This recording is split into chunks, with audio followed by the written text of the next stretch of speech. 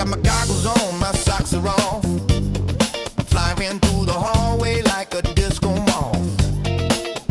Pitching to the couch, then I loop through the fan. My tiny whoops grooving like a funky jam. I dip through the doorway, spin by the cab, bounce off the toaster, yeah, I'm meant to do that. Neighbors knocking, saying, what's that sound? It's my brush motor soul train getting down. Flying through the curtain, dancing on breeze.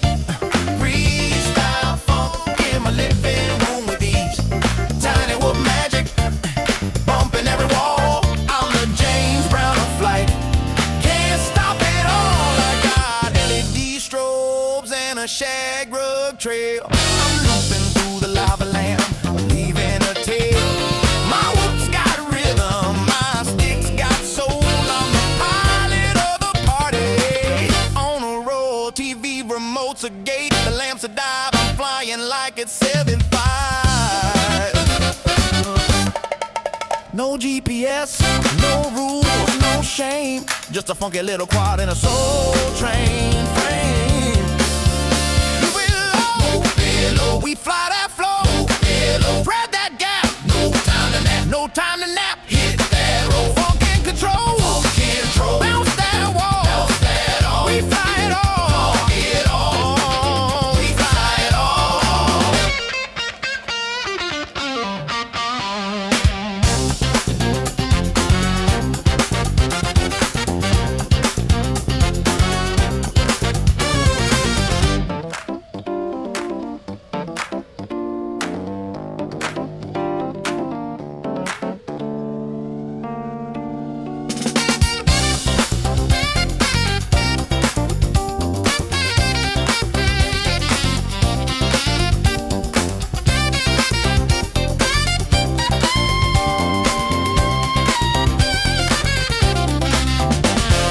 Tiny whoop love, funky and free. We fly indoors, we fly with glee. Whoop it, loop it, groove it, move it, bounce it, flip it, funk it, rip it, fly that soul, don't lose control. Tiny whoop love gonna make you whole. I thread the needle through the vinyl stacks, bounce off the mirror ball, never looking back. My quad's got soul, it's got style, it's got sass. It dips through the incense like a blast from the past.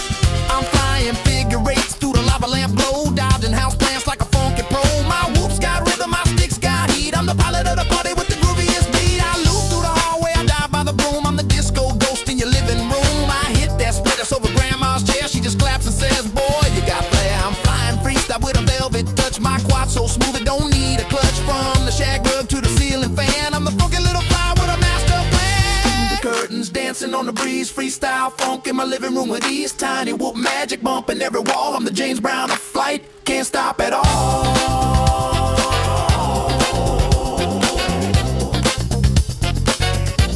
Can't stop at all.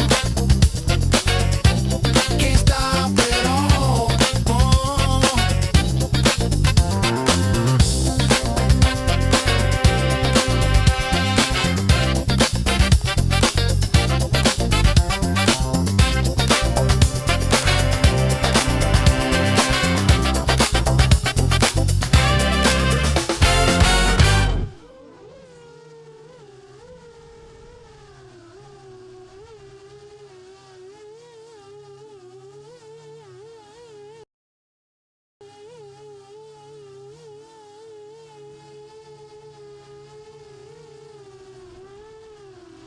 What happened to the song?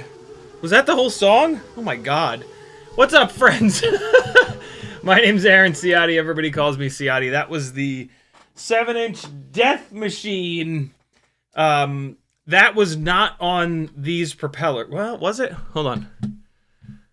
No, that was on these. These are Gemfan glass nylon. These, I keep forgetting if these are 7035 or 7045. 7035. I'm not blown away by these propellers. But I might just not be blown away by tri-blades versus bi-blades. This rig has 2510 motors on it, which make gobs of power. What's cool about these motors is the 10mm tall stator can make a ton of power. So with damn near any prop that I've thrown at it, at the end of flips and rolls, it's sharp. There's no bounce back. There's no nonsense. But with the bi-blades, it's definitely better than the tri-blades, which is kind of okay. Like I want this to run on bi-blades. So yeah, I don't know. In theory, it's fine. But yeah, that's me. I've been flying like a battery a day with it, just to see how I like each different propeller. Yesterday, I flew the Gemfan 7042 bi-blades. The day before that, I flew the HQ 7x4.5 bi-blades. Both of those propellers are really good. The Gemfan 7042s, they've got a big fat blade on them. They make one hell of a noise. The HQ props are like, they're kind of realistic. They're also glass fiber nylon, whatever the hell it's called. The Gemfan 7042s are PC. And my God, what a difference in sound between those propellers. They both perform really, really well. But yeah, that was it on tri-blades. I haven't even had a chance to watch that yet. I did a couple. So what I'm trying to do, what I'm trying to kind of focus on is, yeah, let me pull this over to the main monitor here. What I'm trying to focus on are like just these weird wobbles and bobbles that you get when you're cruising straight ahead with bigger builds on bigger, heavier motors and props. So what I've been doing is I'll do like a pass like this with no input on the sticks at like 30% throttle. That's what this one is. And that looks pretty good. And then 40% throttle, and then 50% throttle, and then 60% throttle. So this is either 40 or 50 here. It's in the goggle DVR. That looks pretty good there too, man. The bi-blades were doing the little thing. This is 50. Now it's starting to do it just a little tiny bit. And now this should be 60. Or not. So that last one was 60% throttle. This one was just me chilling. This was down in the 30s. This was like 30% throttle. Man, that is rock fucking solid. That Horizon is absolutely... Jesus Christ, look at this thing go down the street. Jeez. Oh my God. It looks like it's in fast forward. Hold on, let's slow it down. 50% speed. Oh wow, this is only 30 frames a second. Good Lord, man. What a thing, dude. A 5-inch build will do that. A 5-inch build will...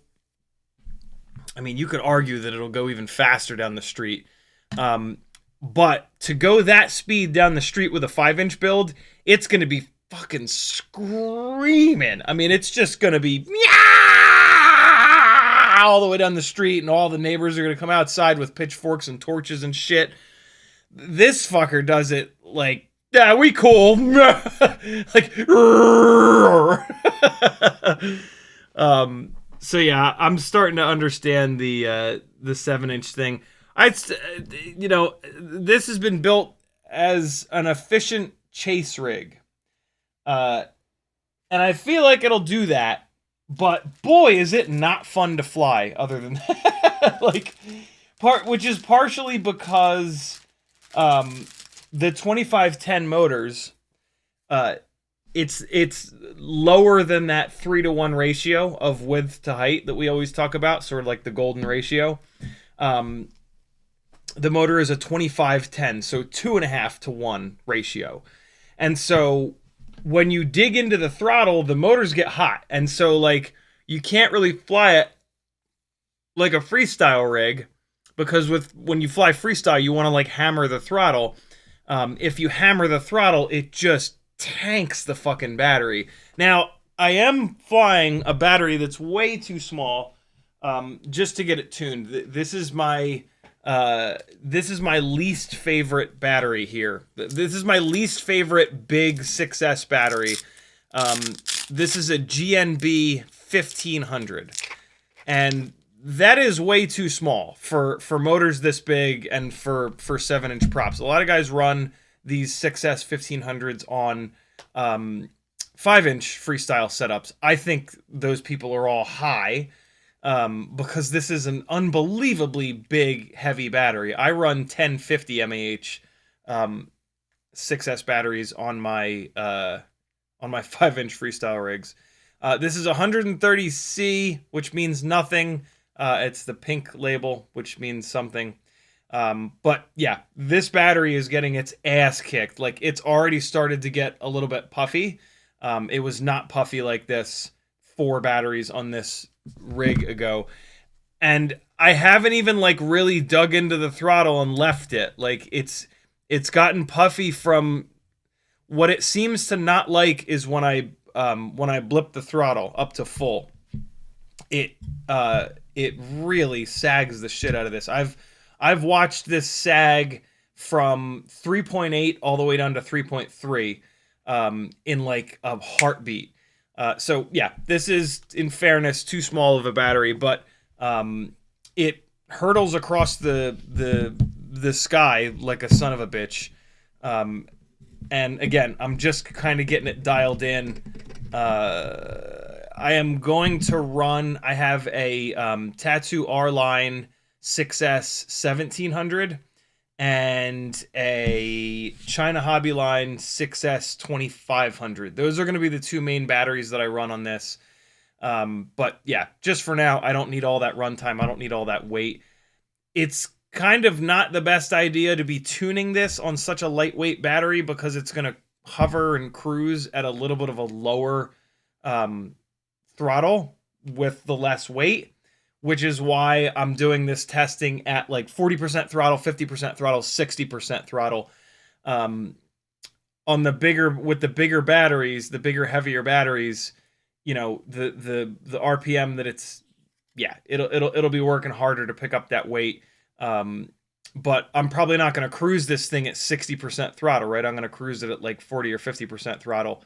And so it should all kind of come out in the wash in theory. Probably not, but you know, I don't know why I don't start flying those bigger batteries. I guess because I don't want all that runtime. Like, I just want to put it up in the air, and I'm also kind of afraid I don't want to ruin those batteries. So I that's why I started to run this battery, because I didn't know how hard those motors would be. And so I started off with this one just to make sure that if I ruined a battery, it would be my least favorite one.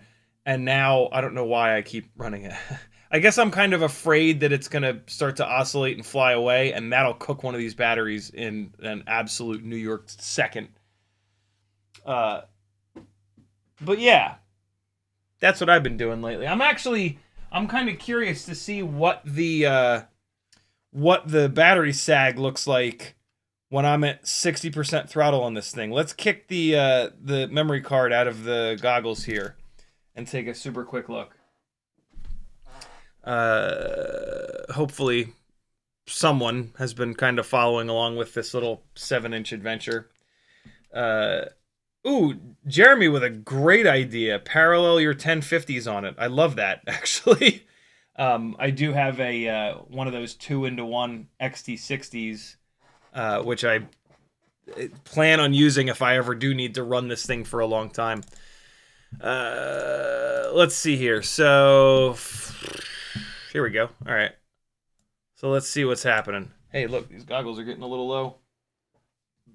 Let's get them plugged in. What? Shut up, Siri. Okay. She said okay. I'm sorry. I was just kidding. I didn't mean to be mean to you.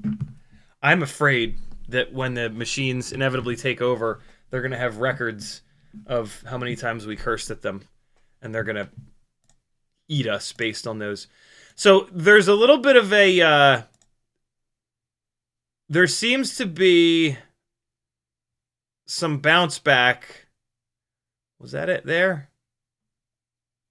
With these props, there's a little... the yaw is definitely not as crisp. There's a little bit of a bobble to the wall. Yeah, there's a little bounce back there. So... Hold on. Let me open this in a so I can slow it down.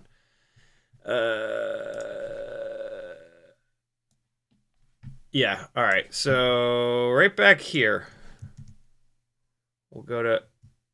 See it? Watch again. So it's a right roll. So the left motors fire up, and now the right motors try to catch it. And there's just a little bobble there. Boy, is it not bad. But it's the first time I've noticed it on this. Every time I've done a flip or a roll, it's been like that, where it just lands perfect. Let's see if it does it again. A little bit less on that one. Let's see what... Well, first things first, I've been getting the amp scale set in on this thing. Oh, I got it set the wrong direction. It says it only took 460. I'm landing at 3.4 volts per... You guys probably can't see this because it's under my face, but there we go. I landed at 3.4, but it says that I only took 462 mAh out of the battery, so I went the wrong way with the amp scale. So these amp numbers are going to be all kinds of wrong. But I am curious what the battery sags down to at 60% throttle. So here's the pass at 60%. And so the battery's starting off at 3.82. That's not too bad. That was 50%. Here comes the 60% throttle pass. 58, 59. Sags down to 3.7. That's not too bad. Okay. Not bad. It's like, man, there's just... When you get it up to like 80, 90% throttle, it really hammers the battery. And that's what a motor that's too tall will do. Like motors that are really tall and not wide enough, they will get hot really, really fast. Like they get hot damn near instantly. And that is the problem with them. You know, in Tiny Whoop land, this is like when we ran those 0603s. They would perform totally fine until you hit full throttle. And then they would just like tank the battery and just eat all the juice. So yeah. For the record, if your amp readings are not... If you want to make sure that your amp readings in your OSD are correct, the easiest way to do it is to charge a battery up. In this case, a 1500 mAh battery. Fly that battery, and then at the end of the battery, look at how many mAh Betaflight thinks that it pulled out of the battery. When I previously did this, not this most recent battery, the battery before that, it was saying that it was pulling about 1,000 mAh out of what is a 1500 battery.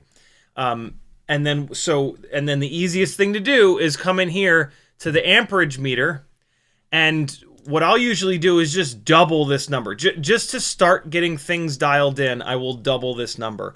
It's also easy for me to remember that. So this was at 250. I doubled it to 500. That made the situation worse.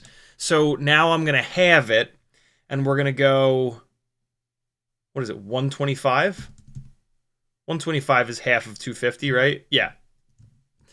So I'm probably going to go too far. That's probably gone too far, but that's okay. I'm at least headed in the right direction now. We'll see if I went too far down or if I'm not far enough, and then we'll continue to dial it in from there. And so, yeah, there's that. I did another black box log here, so let's activate mass storage. It'll pop up right here. There's Betaflight. Let's pull this to the desktop here. Give it a second. And I will have yet another file that I can bug Brandon's Baked Beans to take a look at some point.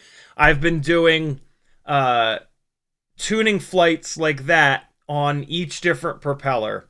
Now that Brandon took his first pass at the tune, And the tune is awesome, man. The motors are not getting hot almost at all. And so I'm leaving the tune alone, and I'm just bouncing back and forth. I'm swapping between propellers and doing a log each time. And I'm super curious if Brandon will be able to see differences between the logs based on the propellers. Which ones are the best balanced? Which ones are the lightest for the best response time? So these are 35, right? Gemfan 7035. Yeah. 7035. Gemfan 7035. There we go. Cool. All right. So that's all set. Let me power cycle the flight controller, and then we will erase that black box file. There we go. Connect, black box, erase flash. Cool. The last set of propellers that I'm going to run on this are the gigantic Gemfan 7041s, 7041, which are polycarbonate versus these glass nylons. I've already run these props once. They seemed to be really decent. So now we'll do them again and see what's up.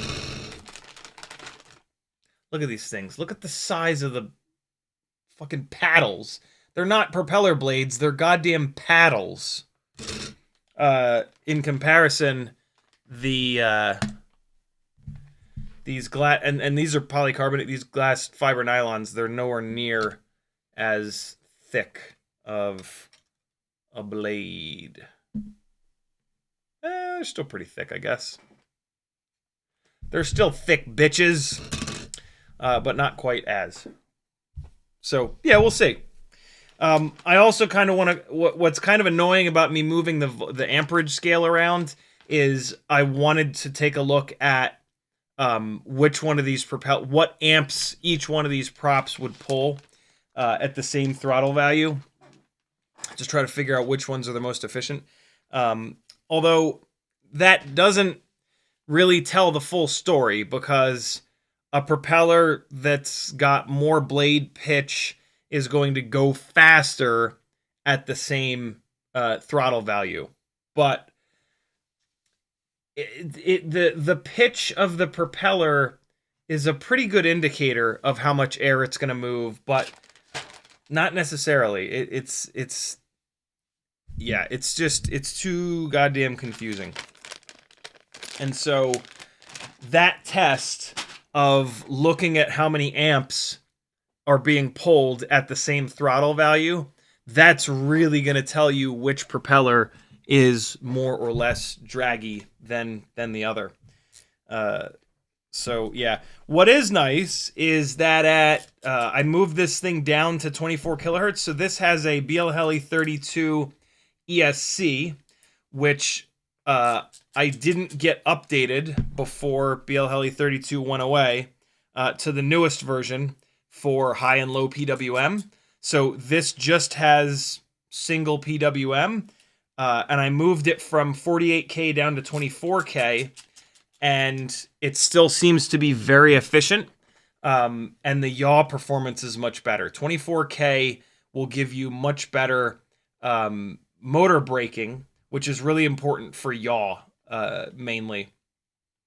And so moving this down to 24 didn't kill the high power performance or the efficiency or anything like that, and it did significantly help the yaw performance. So that's good. I was a little bit worried about that. Very annoyed that that this is the situation with BLHeli32. This is kind of insane that we have all these all these ESCs that are stuck on old versions of BLHeli32. I've got a half a dozen perfectly good Acon ESCs that are on so old of a version of BLHeli32 that it doesn't even have RPM filtering, which really like RPM filtering is absolute magic, and so like I don't know what to do with those. I don't know what to do with those ESCs. Like, hopefully Kevin Sumner will make a jig, because I think he has a couple of the same ones, and then when he's done with the jig and he's done figuring out how to how to flash those onto AM32, I can beg, borrow, or steal the jig from him and get him onto BLHeli32 or get him onto AM32. That would be pretty cool. But yeah, what a pain in the ass, man. Although this ESC, that's going to be really difficult. This is a T-motor 55 amp, which has a big ass heat sink on top. And so if those pads that you need to access to put it on an AM32 are under that heat sink, that sucks a big bag of dicks, because those heat sinks are hard to get off. And like you have to pull that heat sink up and off, and that's going to try to pull all those FETs off of the PDB. I don't really think I'm willing to do that. That seems needlessly...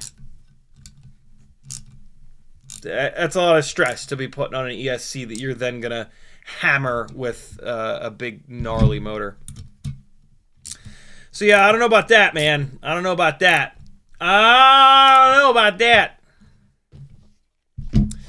Look at this thing with the these props are serious. These are Gemfan 7041s, and these are nuts.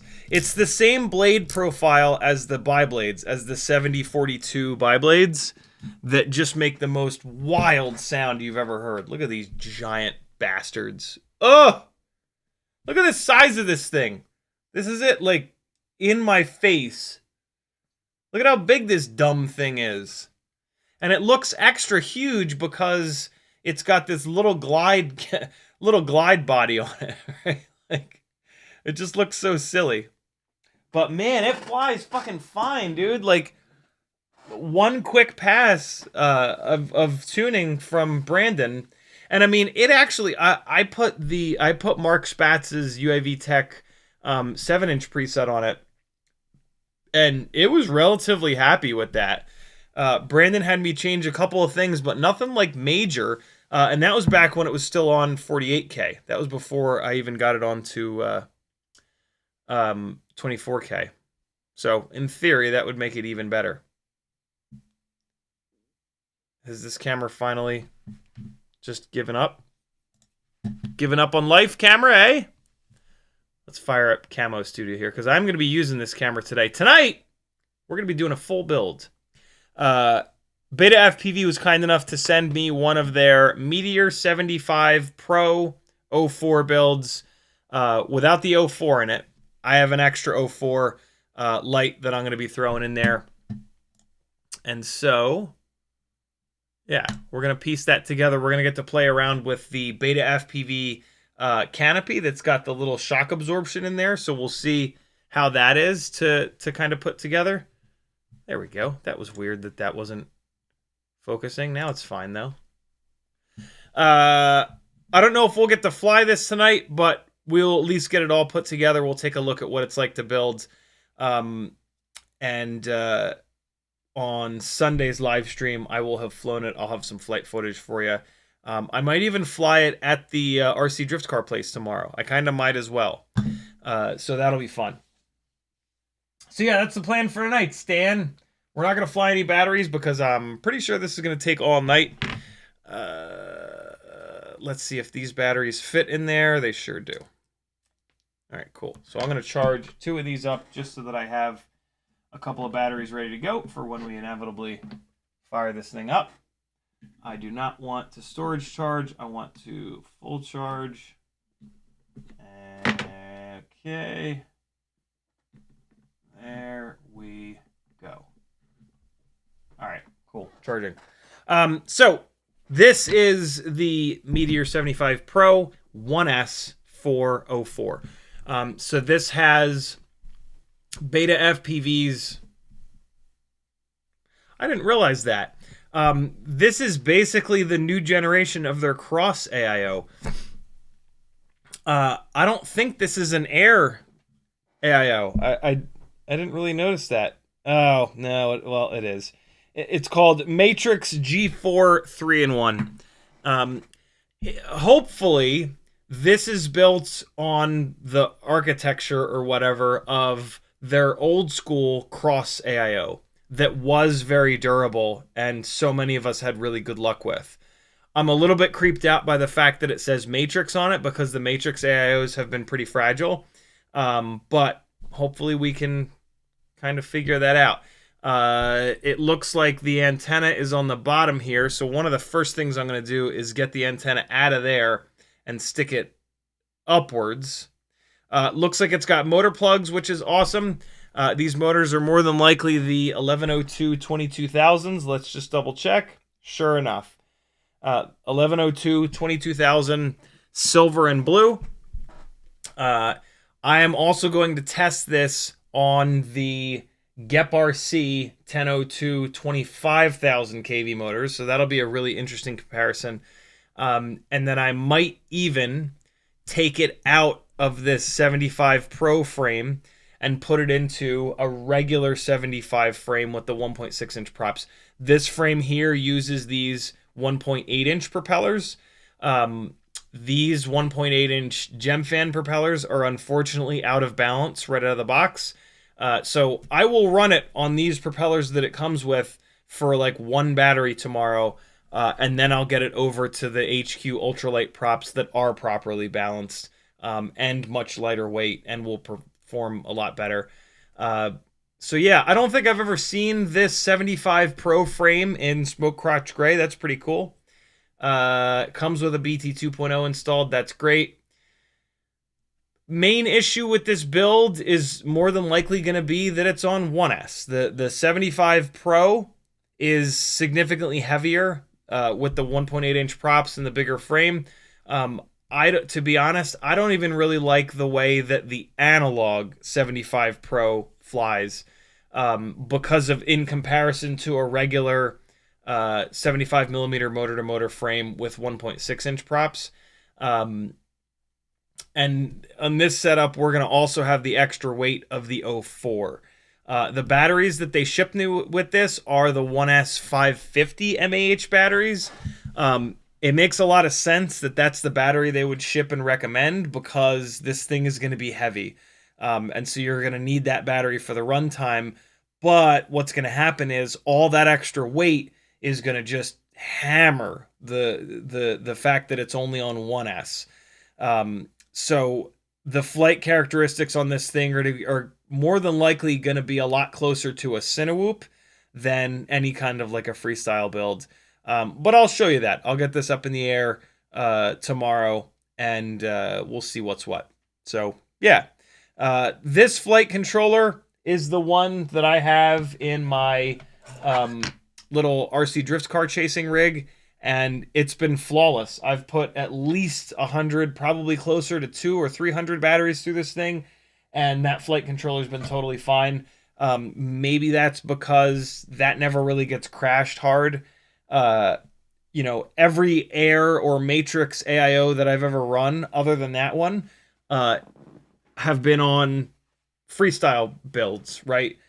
With built-in VTXs, with built-in receivers that I have just slammed into stuff. And so maybe the slamming into stuff is what's killing those receivers and VTXs. A lot of you have had that same experience with the new Air and Matrix AIOs, unfortunately.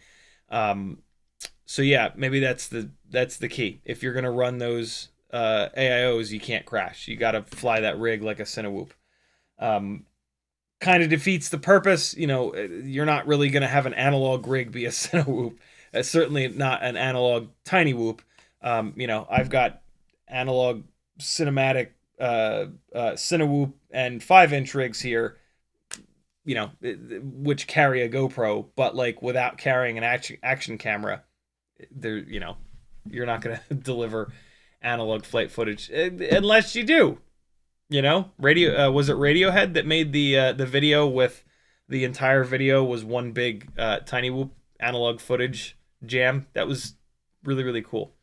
In the chat, Nyafu was first. Everything Simplified was next. Tamava, Yukon FPV, Teleport FPV, Fizz, Matthew Wegner, B-Bird, Uriel, Jeremy, Nathan Wells, Uriel again, Yukon FPV again, Fizz again, Stefan FPV, Frank Nicholas, Flycadelic, CMYK's in the house. What's up, brother? Bob Noxious is here as well. What's up, people? Half Baked, Jeremy again, Uriel again, Fubar 4 FPV, that's a fun name. Teleport, Nathan Wells again, Jimmy the Cow, Half Baked again. I think I got everybody. Thanks for hanging, friends. We're going to dive in a second, but in the chat, if you want to get my attention, type at CiottiFPV. You can do that with each other. And then to support me, if you like these live streams and would like to see them continue, which is super important as the economy gets driven into the ground.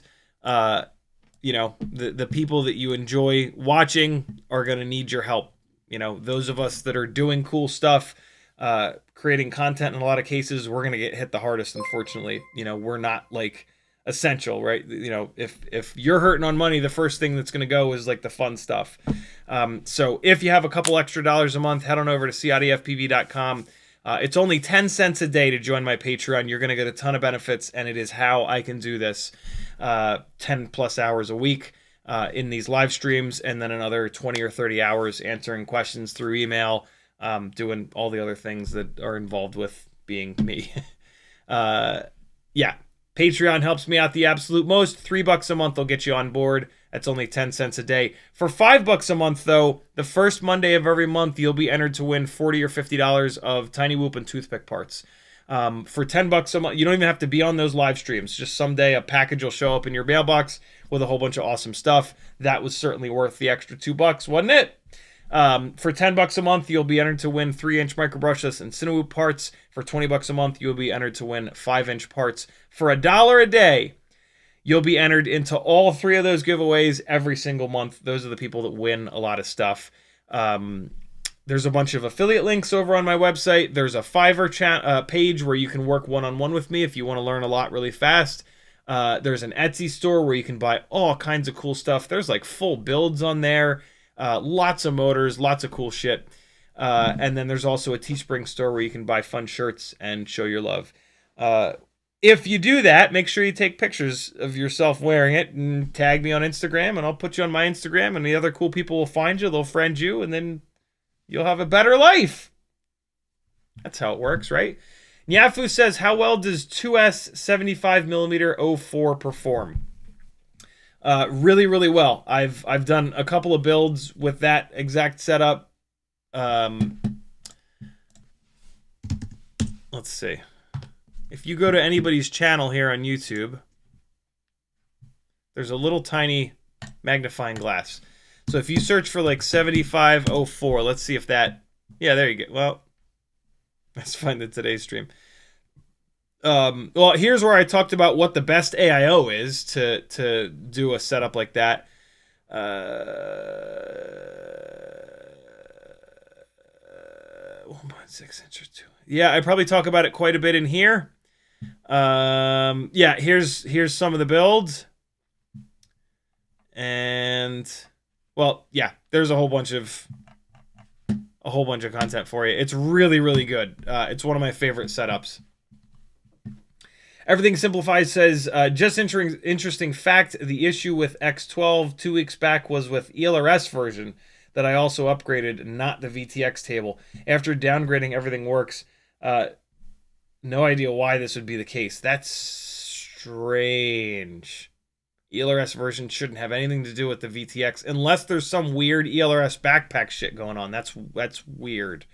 Uriel says, I got the 6-7 joke. It's nice. 5 synonyms make people think themselves great. 6-7.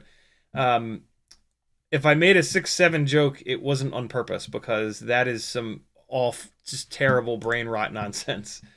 FizzPV says dead air, lol. You can have if he says, I think that thing would have people losing their minds where I live. Actually, they would probably think it's the cops. LOL. Bob Noxious says, what's up?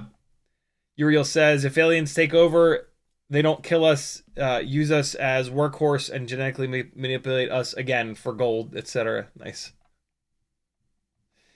Jimmy the Cow says, it will be a miracle if you can get that thing to fly good. I tore mine apart for parts. Yeah, I mean, I'll be able to get it to fly. I'll be able to get the tune locked in, I'm sure. But with these propellers being out of balance, that's going to be a big problem. And then the other big problem is just going to be the weight. This thing is going to be extremely heavy. It's going to push 1S beyond what it's going to want to really do. And then these motors, 22,000 kV is not quite enough. This thing will almost certainly benefit from those GEP-RC 1002 25,000s. So yeah, we're gonna figure that out. And then hopefully I can say, like, yo, if you want a 1S 450 mAh battery, 550 mAh battery, Cinewhoop, because realistically that's what this is going to be. I can just tell you, this is a potentially good platform. It's going to have the canopy with the rubber baby buggy bumpers in it. No, it's not. Maybe it is. Yeah, it is. It bolts into here. So you'll be able to use Rocksteady and gyro flow and whatnot, which makes it even more of sort of like a Cinewhoop. I have a feeling there is going to be duct in view. It's one of the other things I don't love about this bigger frame is that it pushes the ducts farther out, and then you've got more duct in view. So that'll look really weird if you use it with gyro flow or Rocksteady, because those ducts will be moving around on the bottom of the screen.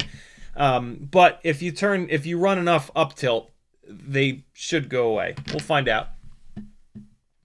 You Can FPV says, yeah, it's the new Matrix. The 4-in-1 has analog OSD and pads for external VTx. Here's what confuses me about this, right? This says 3-in-1, right? Yeah. So this says 3-in-1. But it has a receiver on it. There's a Matrix 5-in-1 that also has a receiver, but it has a VTx as well. Where's that missing number? Is the missing number the OSD maybe? That's the only thing I can think of. This is meant for digital VTXs, so it doesn't have an OSD chip. So I guess that's the missing number, but like, what, you know what I'm saying? I would think a 3-in-1 would mean that it has no receiver and no VTX. A 4-in-1 would be either with a receiver and no VTX, or with a VTX and no receiver. And then a 5-in-1 would be everything, right? Receiver and VTX. I don't really understand how BetaFPV designates 3-in-1 to 4-in-1 to 5-in-1, but that's okay. We know what these things are. Jackalope FPV with a $20 super chat. Dude, thank you very much. He says, happy Friday, Ciotti and Collective. Thank you, Jackalope. It's stuff like that, you know, lets me do this as a full-time job, which is pretty cool. And I can spend a lot of time diving into this stuff and figuring out what works and what doesn't, what matches up really well to help you all build stuff that flies as good as possible. So, yeah, man, thank you so much. There's lots of stuff that you guys can do. Click the thumbs up, subscribe, tell your friends, right? Word of mouth marketing is super powerful. So, like, post a clip from one of these videos that's funny or informative or something in your local Facebook group or group chat or something like that, and let's build our community up. That's also going to help you not being the person that's answering all the questions all the time. The more people from your group that you get here, the more you guys can learn together, and you're not the one that's, you know, constantly being hit up for information. I don't know anything about that. Uplift FPV says, do you know of any freestyle spots 5-inch in or around Atlanta? I live about 20 minutes northwest. A lot of the good old spots are either shut down or otherwise. At this point, no. I haven't flown freestyle in many years. And yeah, most of the spots that I used to know of are have either been torn down or fenced off or whatever. So yeah. But what I will say is that there are a million office parks in Atlanta, and those are kind of the spots that we're known for. So just drive around office park hunting, and when you see one, hopefully there's not a ton of cars in it, and let rip. Uh, I've I mainly fly really lightweight tiny whoops inside the house, and I hate to say this, but it's more fun. Like I get way more stick time per like hour this way, and I can still do all the same stuff. I'm still doing fully three-dimensional, Matty flips, power loops, stalls, dives, all that kind of stuff.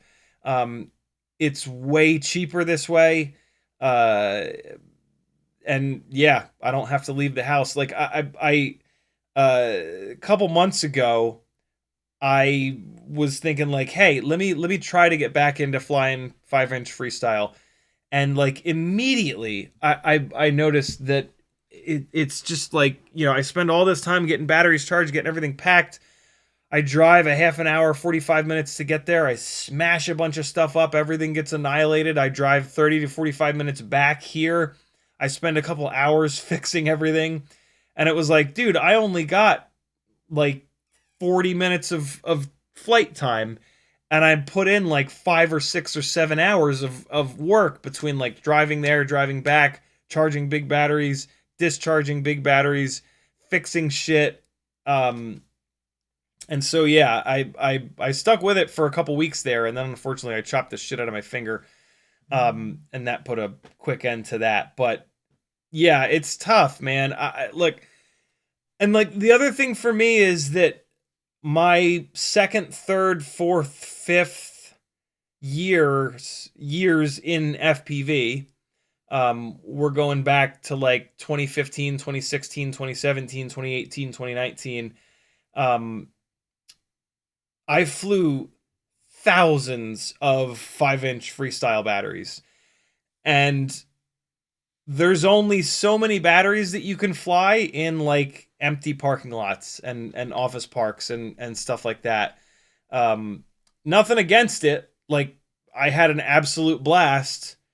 But yeah, it's for me, I could only do that so much before, like, I'm not going to say that I burned out on it, but I moved into other things. I started doing more like kind of subject driven flying, started booking gigs. That became incredibly fun, still is. The tiny whoop thing really picked up about 2 years ago when we started to get really good motors, and then really high kV motors, and then the weight came down and the durability went up. So yeah, as fun as 5-inch freestyle is, it's a lot of work. And it's really hard for me to justify that amount of time and effort for, especially now when my life is drastically different. Back then, I was living with somebody who worked from home, and I was living in an apartment, a very, very simple kind of slow life. And so I had that time. Now I live with someone that's super busy, super successful in this giant house with 2 children. And so, my life is drastically different now. And so if I have 40 minutes to fly, like, I'll only have 40 minutes to fly nowadays. I don't have 4 hours to fly. And if you've only got 40 minutes to fly, that'll barely get you ready to fly a 5-inch freestyle rig, right? So things have kind of changed, and that's okay. That's totally okay. You could have PV tagged me and said, yeah, I think it's the 3-in-1 for flight controller ESC receiver. 4-in-1 adds OSD chip. 5-in-1 adds VTx. That strikes me as a little weird, but whatever. The Axis names their motors with 3 digits instead of 4. That's not weird. That's just stupid. So at least BetaFPV isn't being stupid. They're just being a little weird. T-Motor names some of their motors F and then a random number, which has nothing to do with anything. That's stupid. Jimmy the Cow says, "Where's my Teddy Spaghetti t-shirt?" I've got a lot going on right now, brother. Sorry. We will get there. We will get there for sure. Jamie Flies FPV accidentally had 2 ats in there, so it didn't turn orange, but I did just happen to see it. She says, "Did you try the Gemfan Streetleague 7043 props?" Gemfan 7043. Look at those. I was not aware that these were a thing. 7043. That's not what I just put on this, is it? I did 7042s, I think, right?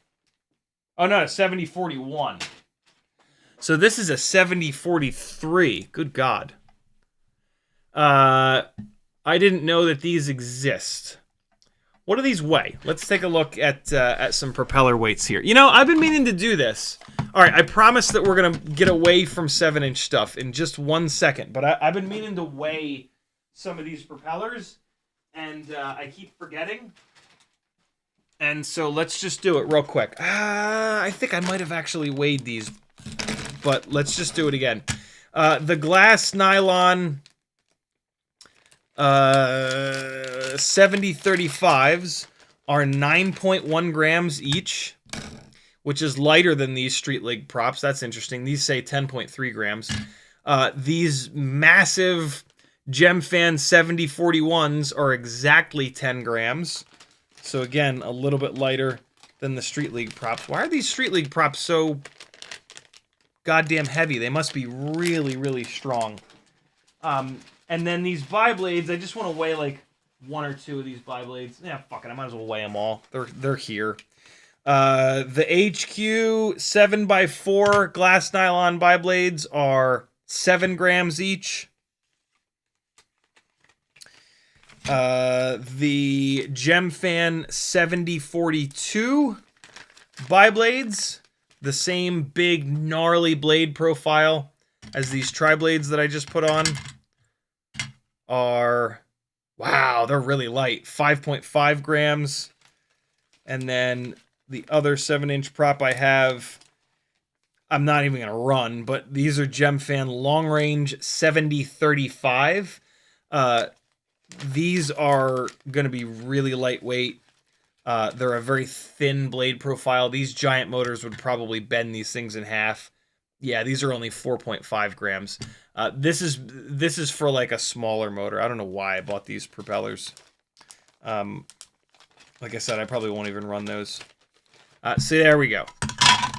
There's a bunch of 7-inch prop weights. Yeah, I don't know. These Streetleague props are a little heavy. 10.3 grams is a bit much. This is not some kind of like a freestyle 7-inch rig that I'm going to crash. I assume those Streetleague props are ultra strong because those guys are racing with them and they're going to be crashing. I don't really need that on this thing. So I think I'll stick with these props that I've been running. Although every time I do an order at this point, I'm going to throw a set or 2 of 7-inch props that I don't have onto it. So I'll continue to test more and more and more propellers. Jamie says, I use them on a 7-inch with, Jesus Christ, 3008 motors. That is gigantic. Never broke one, LOL. Yeah, I won't break any of these props either, just because I won't crash this thing. It is on a regular glide sandwich plate and bottom plate. And so if I were to crash this thing, it would almost certainly taco that bottom plate in half. It is not meant for arms this long, rigs that are this heavy.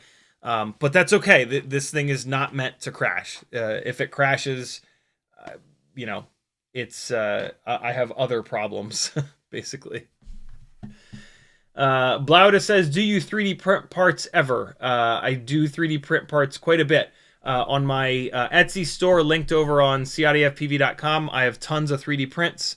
If there's a specific file that you want printed, just add something that is as similar as possible in my Etsy store to your cart, and then just put a note with the link to the actual thing that you want printed, or just message me. All my contact info is over on CiottiFPV.com, and I can print whatever you need.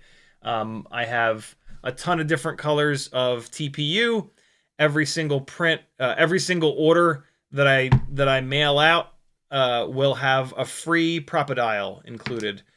This is one of the best ways to pull tiny whoop propellers without ruining your motors. This was designed by Chris Rennie. All right. Chomper FPV is even here. Dude, how the hell are you? It's been far too long. He says, hey, Ciotti, happy Friday, everyone. Rod FPV23 says, do you have any gimbal maintenance tips? I just see people keep buying new radios.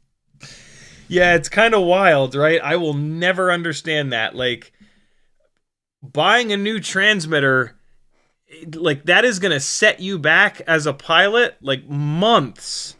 Your hands are going to shift. The way that your hands wrap around a transmitter and, like, where the gimbals sit in relation to where your thumbs are, like, as if you change the body of the transmitter, it is going to drastically change everything, and you're going to have to play catch up for at least a couple of months to get back to where you even were previously. Gimbal maintenance tips, yeah, for sure. The first one that's the most important is you want your throttle to be very, very smooth with not a lot of resistance. You need your throttle not to have the notches. For fuck's sake, if you still have the notches on your throttle, you are destroying your ability to actually be accurate on the throttle, because those notches are basically going to limit you to like 5% throttle, 10% throttle, 15, 20, 25, 30, 35, 40, 45, 50. If you're lucky, if the notches are bigger, it's going to be 10, 20, 30, 40, 50, 60. That's insane. That's absolutely insane. You want to be able to move the throttle 1%. You want to be able to move this throttle 100 times in the throw from nothing to everything. And the only way to do that is to turn the notches completely off. And then beyond that, you want it to be smooth. You basically want it to have so little resistance that if you push it if you hold it vertical like this and you push your throttle all the way up, if you smack the radio, you want the throttle to come down on its own. You want it to have just barely enough resistance where it'll stay all the way up there. But then as soon as you start doing this, it falls. That is the right amount of tension. There's a tiny little bit of tension, so you can actually have a little bit of feedback, but there's not enough tension where it like judders and you go from like 7% throttle to 11% throttle, because you had to push it so hard, you had to push it against the tension that once you overcome that like tension, it jumps a little bit. That's why you want it to be super smooth. Every, let's say 1,000, maybe 2,000 batteries, it's going to start to bind up a little bit more. And so you're just going to take the back of the radio off and you're going to clean it. On the back of the gimbal, there's like it's like a piece of plastic that looks like this. And then there's a bar that sits against that. And so the plastic rubs against, and so the plastic will like wear a little bit, and you'll get like a residue of plastic on either side, and that'll make it a little bit less smooth, basically. I use a plastic safe lubricant that I've had forever, that I actually got back in my airsoft days, like 20 plus years ago, from a company called MD Labs XF7. It's nothing special. It's just a plastic safe adhesive. I know that it's plastic safe because they used to use it on the Glocks, which are polymer. Any plastic safe grease or lubricant will do. Use something that's got a little bit of thickness to it, though. Don't use something that's going to run, that's really loose, and it's going to run all over the place. You want to just put the tiniest little bit in there, and you want it to stay where you put it, and you're just going to put it on the bottom of that metal bar, and then it's going to rub itself all over that. That'll keep it, that'll make it last longer. That'll make it stay smoother for longer, basically.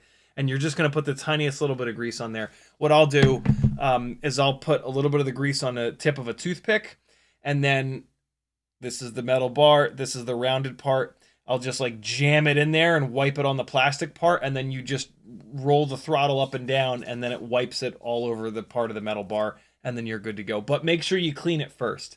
That's the deal. Like when it gets less smooth, first thing you need to do is clean it out in there. And so get your Q-tips up in there. You can loosen the metal bar up to the point where there's a little bit of a gap in there, so you can get a Q-tip in there and just, yeah, really clean that whole shit out. That's about it, really. Gimbals die eventually, but they are replaceable. Well, most radios, they're replaceable. Never buy a radio where the gimbals are not replaceable. That's absolutely insane.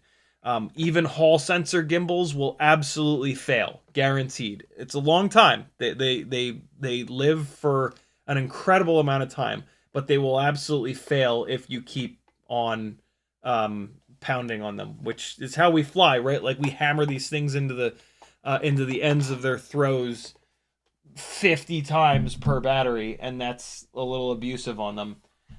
So yeah, that's about it though. They're pretty straightforward. Keep them clean, keep them lubed, keep them loose. The other little trick that I do, it's really common when you start to learn to blip the throttle very quickly. It's super common to start blipping the throttle like this. And when you do this, the quad is going to yaw to the right every time or yaw to the left every time. So one of the little tricks is the looser this, first of all, just making the throttle movement loose is going to help that quite a bit, because any energy that you put into this, it's going to want to go straight up or straight down. But the other thing that I actually do is I make the springs on the yaw a little bit tighter. How stiff you make them is totally on you. That's a feel thing, but I make them a little bit tighter than on the right side of the stick. I have the pitch and roll pretty loose, but there is some decent, you can kind of tell by that, like the tighter they are, the higher of a pitch this will be. And so if you do this with your transmitter and replay this, so this is roll, this is pitch, and then this is yaw. So they're, I don't know. I run the springs looser than most, but not like crazy loose. Nobody likes a loose puddle. That's Loose Buttholes from Workaholics, one of my favorite shows of all time. It's a naughty show though. It's bad. Don't let your kids don't let your kids be in the room while you're watching that show. Unless they're old kids. Render says, we doing 2S? Nope, 1S. Also, I've seen manufacturers using shrink tube on the metal bar for throttle. Been thinking of trying UHMW tape. I've heard about that. It might have been you that mentioned that. Yeah, there's shrink tube that is like very Teflon-y. That would probably work really well. All right. Let's dive in to the 1S Meteor75 Pro 04. Again, thank you to BetaFPV for sending this over. Very cool of them. I've got an 04 that I'm going to be putting into my frame at some point here, but it's not ready to go yet, so I'm going to use it on this guy, fly it around a little bit, and then I'll probably end up pulling this down, but maybe not. If it's good enough, I'll keep it together. What the hell, you know? First things first, though, we got to get it built. So, comes with 2 bags of lots of fun stuff. The first one has one of these little screwdrivers that we all throw away. Extra set of these Gemfan props, which I'm also going to throw away because they are unfortunately out of balance right out of the bag. This is important. This is what you need to hook this thing up to Betaflight. They have ditched the giant USB port, and then you're going to use this little JST cable to hook up to this little dongle here, and then this has the USB port on it. So do not lose these two. These are important. And so I just leave it like this, and then plug this into the quad, USB into that, and away we go. You would think that this is kind of a pain in the ass, but it's actually really nice. This saves a significant amount of weight. This JST plug is a lot shorter. The USB port is really long, and a lot of times it'll get in the way of the battery. This is nice. And then also, I don't love having to plug a USB port all the way into this. Having this guy on a nice little flexible wire is really, really nice. So this setup is kind of slick. And then so they've also got a nice short little DJI O4 cable that's going to plug into their plug header here and then directly into the O4, which is awesome. And this is like straight across pin to pin, so you can't plug this in wrong. So we don't have anything to worry about there, which is really, really nice. Thank God they did that. I would expect them to do that because this is specifically meant for the O4. But, you know, in FPV, we have all kinds of wacky expectations that are typically not met. So it's really nice that they did that for us. So the other bag that it comes with has all of the bits and bobs for the canopy. Looks like it's got some... Oh, these are some nice screws. These are M1.2 by... Ooh, hold on. Hold the phone, yo. If BetaFPV sells these screws are really hard to find. It's really hard to find long M1.2 screws with a big head on them like this. Let me get a little measurement going on this screw. If this is an M1.2 by 12, I'm going to be a happy lad. Oh my God, it's an M1.2 by 14. Yo, if BetaFPV sells these, this is awesome. This is really, really, really cool. I'm glad to know that BetaFPV includes these because that probably means that they had them made, to be honest for you, because a whole bunch of us have been searching for exactly these for a while now, and we've not been able to find them. So this is really slick. What are these? So this is for the canopy, little UFL. I guess these are motor screws. They look too long to be motor screws, though. But I think that they kind of have to be motor screws because there aren't many screws on this thing, and all the other screws are accounted for.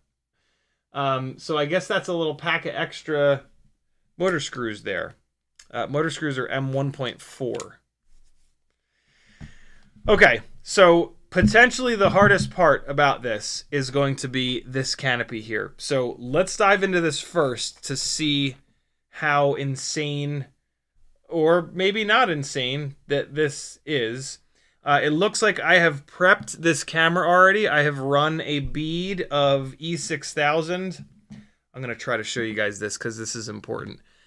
If you get an O4 Lite, make absolutely sure that you run a bead of some kind of adhesive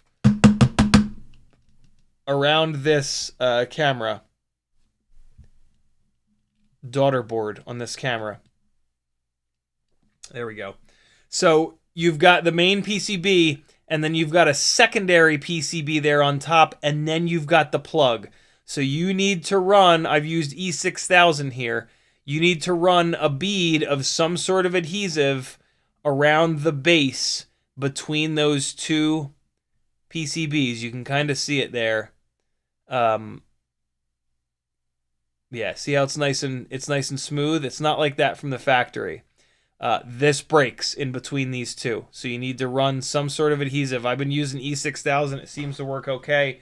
In fairness, though, I have broken one O4 Lite. Luckily, it was before Assbag really fucked everything up in this country, and so I was able to get it repaired. Unfortunately, DJI is kind of done with us, and so they're not, rightfully so, and so they're not repairing anything anymore. So yeah, that is extremely important now. I just touched something and something went flying. What just went flying? I swear to God, I just saw something go flying. What the hell was it? Oh, here it is. Got it. All right. Let's get some of this shit out of the way here. All right. So now for the potentially incredibly fiddly part. This BetaFPV shock absorbing canopy has these little rubber guys. I only need 4 of them. So 1, 2, 3, 4. I don't know why they give you so many of them, but I'm going to put 4 of these guys away. All right. 4. Okay. This can go back in the little box, wherever the hell that is. Whatever. All right. So I wonder if I should put the camera into this before I do the little rubber guys. Probably, because once the rubber guys are connecting these two... Oh, yeah. I have to, because this is going to be on the back. Yeah, okay. So I kind of have to put this in here. So this should not be directional other than top, bottom, left, right. And I do need to make sure that I get that correct. So, all right. This is going to mount sideways like this. And then this is going to be in front of it. I don't know. Hold on. Let's take a quick look. By the way, this quad with an O4 Lite is only $200, which is a really good deal. It's hard to get DJI O4 stuff, and so we've kind of all resorted to buying bind and flies for it, and this might be the cheapest way to get an O4 Lite. You're going to get a set of the 1102 22,000 kV motors, which are pretty damn good, and you're going to get this AIO, which is pretty good. So that is a good thing. Here we go. Okay, so how do those little guys sit? All right, so this thing here. Okay, so the flat part is top and bottom, I can see here.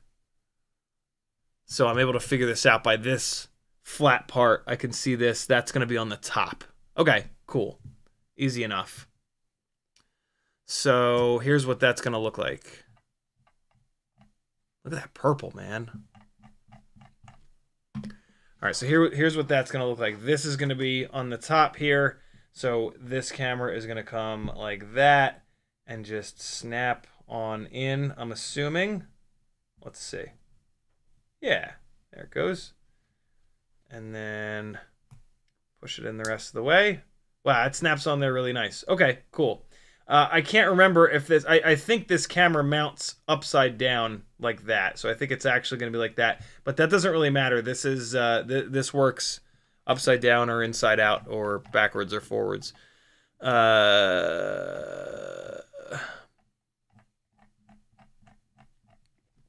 right. So here we go. This guy is now going to sit on the back here. And the little rubber bastards just sort of connect these two little jib jabs. Let's see if there's any chance of you guys seeing what's going on here. I highly doubt it, but you never know. I'm going to actually put on the magnified headset for this so I can see what's going on, because this is real small. This is real small. So we got to get this little guy hooked like that.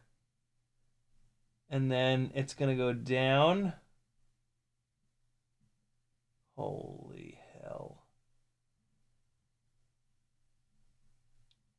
I think I should put him onto this thing first, because it's got, yeah, there you go. You can kind of see it like that. So, and then this little guy has holes in either side, top and bottom. You can just kind of see it. So let's go like this. Yeah, okay.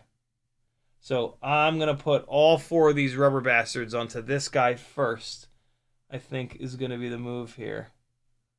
So let's just get that going.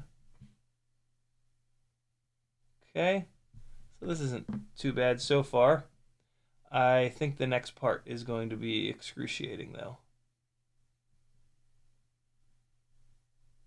We'll find out together. Okay, face that up. They seem to want to face outwards, I think. Okay, and then this here is the last one.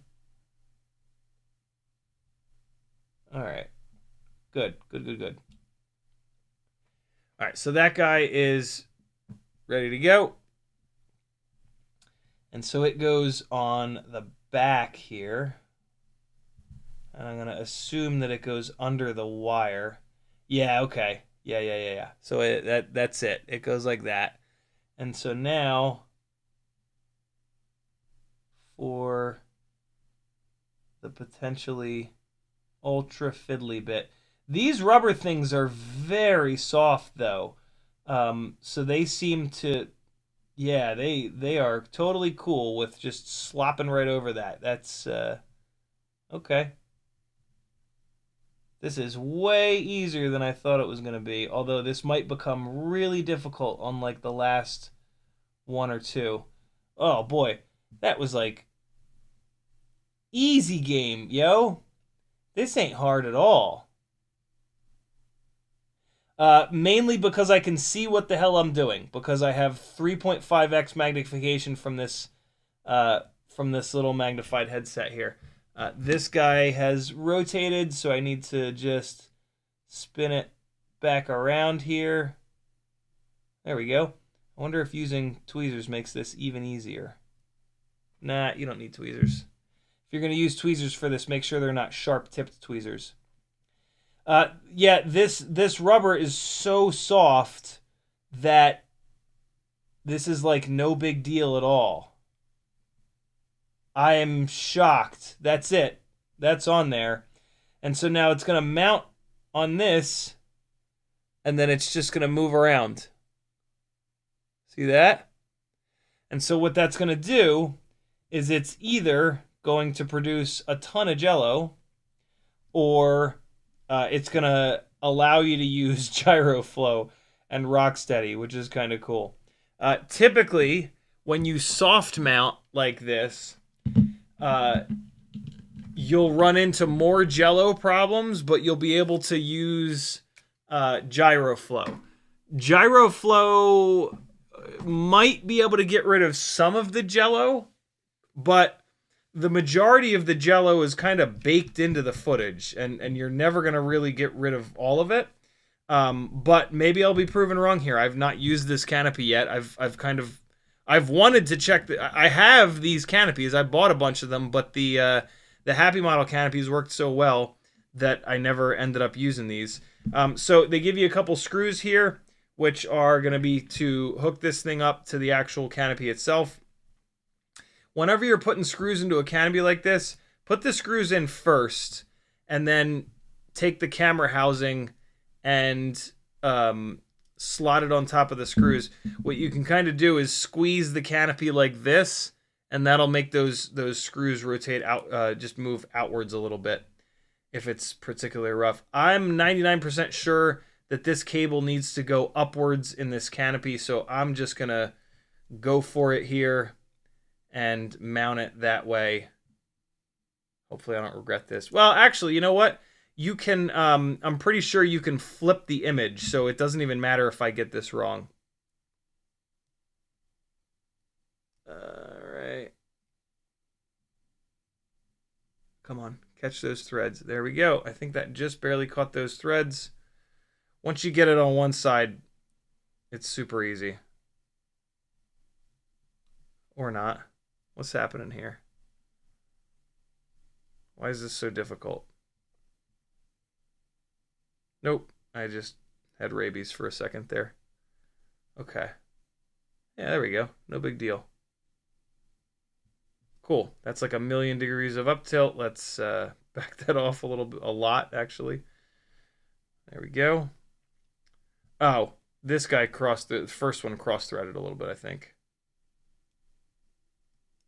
Yep, that was cross-threaded. Okay. That's why it was a little bit awkward. Now we're good. Okay, cool. So let's loosen this up a little bit, and we're going to take a little bit of this up tilt out. No, that's still too much. So I can grab it by the back plastic piece and just pull it down. There we go. I'm going to go even less. Okay, cool. That looks pretty good. This is going to be tough to adjust the up tilt because the camera is on those rubber things. You're going to kind of have to set the up tilt, and then if you want to change it, I have a feeling you're going to have to take the canopy off. Because if you just go to try to change the up tilt by pushing the camera, it's just going to move on the rubber guys. It's not going to move that back part. Maybe if you loosen those screws up enough, it'll have just enough. But I'm actually going to check to make sure that I didn't pull any of those little rubber guys off. Bottom ones are okay. Top ones I can't really see, but I think maybe they're okay. All right, so that's looking good. And now I'm going to grab the... Well, so they have some grommets on here. I wonder if these clear grommets that they give you are going to be tall enough to space this VTx out. I have the O4 Lite comes with a set of grommets that are very similar to these, but they're black. I have a funny feeling that I'm going to need to use those and that they want you to use these on the AIO, but let's at least try this first. This might be okay. Let's see what happens here. DJI slotted the outside of the holes, which makes putting these grommets on a breeze, which is really, really nice. So those guys are on there.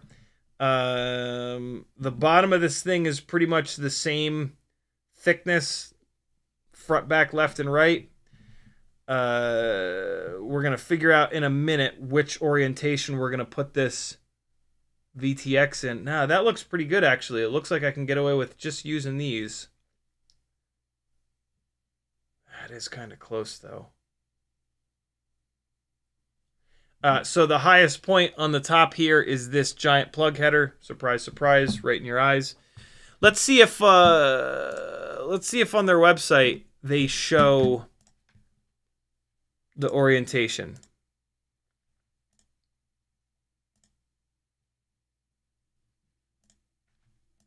Can we see it in this picture?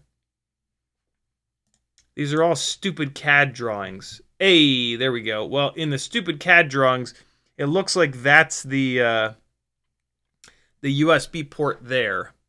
So what does that mean? That means, okay, so the front of the quad is this way. And then, so that means they want in theory, if the CAD drawings are correct, they want it to be mounted like that, right? Yep. Battery cable out the back. And so if I do that, what's the lowest point on this plug header here? Yeah, it looks like there's enough clearance there. Okay. We'll see once I put these screws in. It is very close. Very, very, very close. Let's take these screws out here. They put these in here just to make sure that the AIO doesn't pop out. We are not going to use these. We're going to use the M1.2 by 14s that they've included with this.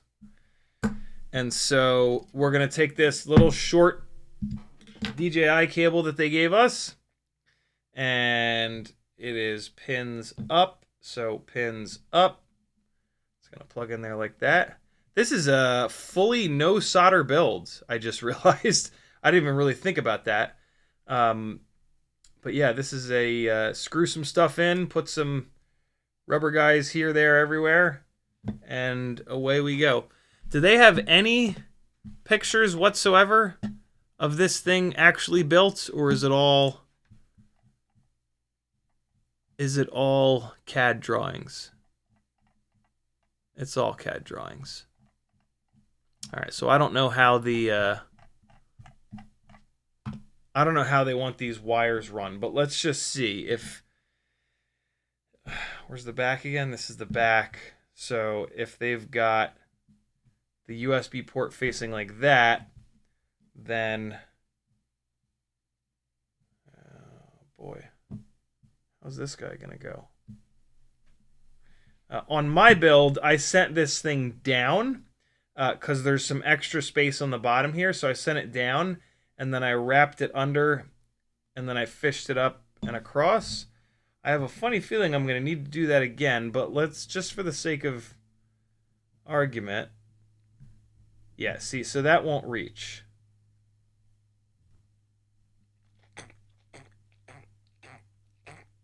How do they want you to do this? J-Dubs FPV with a $20 super chat. Super generous, man. Thank you so much. No comment, just wants to support the insanity. I appreciate it, man.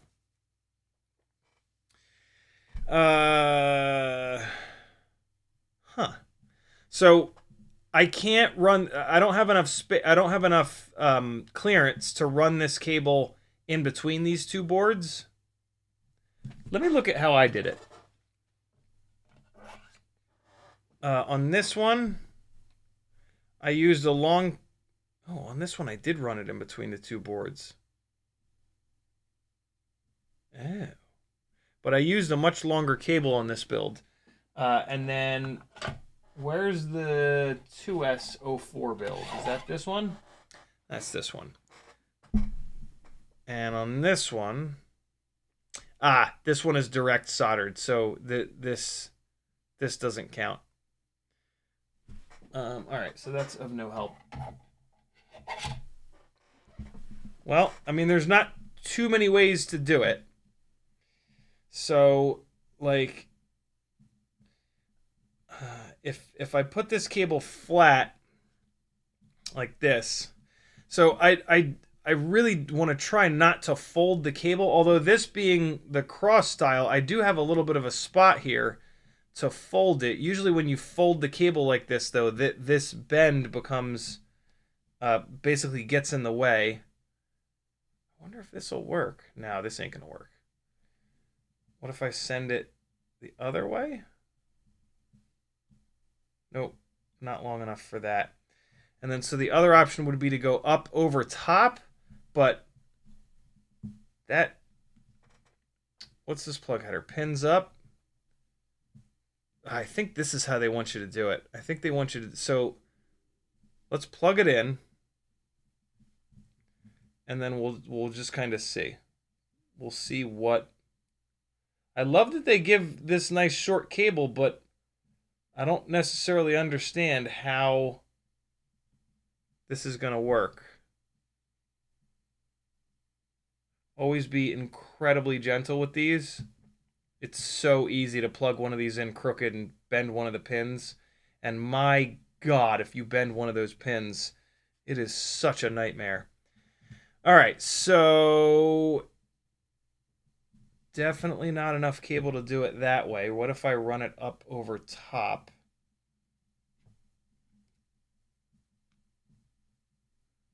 Oh, man. Okay, so there it is up over top. Nah, there's no way. Hey, I finished the third season of the Foundation the other day. That was pretty good.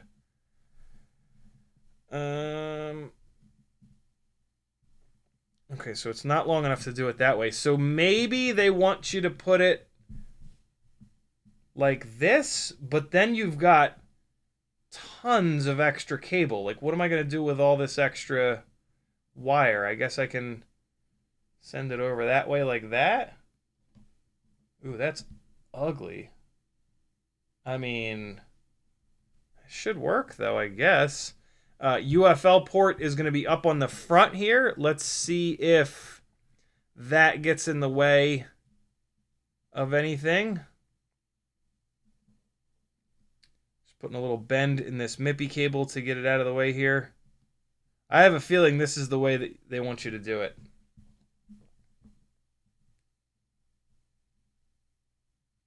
Okay, so then the UFL is going to sit up there like that.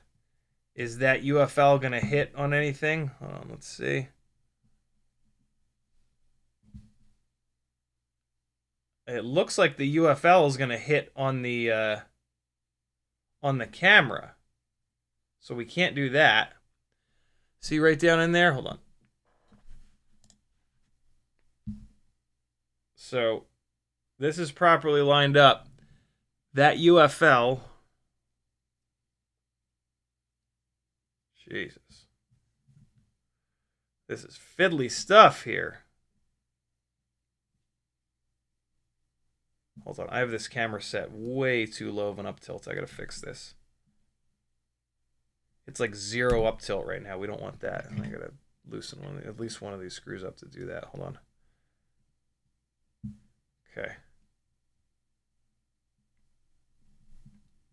Jesus, maybe I need to loosen them both up. Get out of there. Okay. Just fix this up tilt. Whoop, now that's way too much. Let's leave it right there. That's probably about right.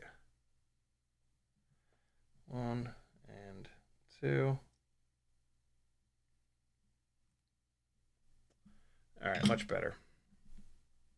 Nope, it went right back into no up tilt mode.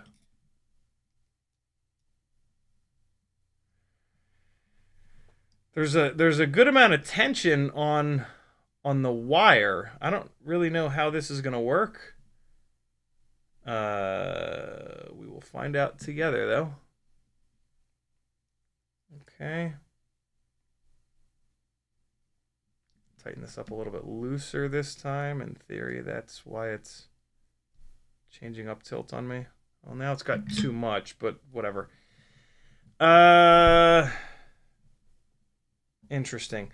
Also, if I do it this way, this big bundle of wires is like all up on where this propeller is wanting to live. So that's a little freaky. Maybe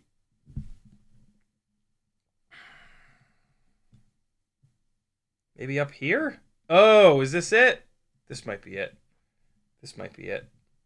Up here like this, and then that cable lays flat. I think this is it. I think this is it. Okay.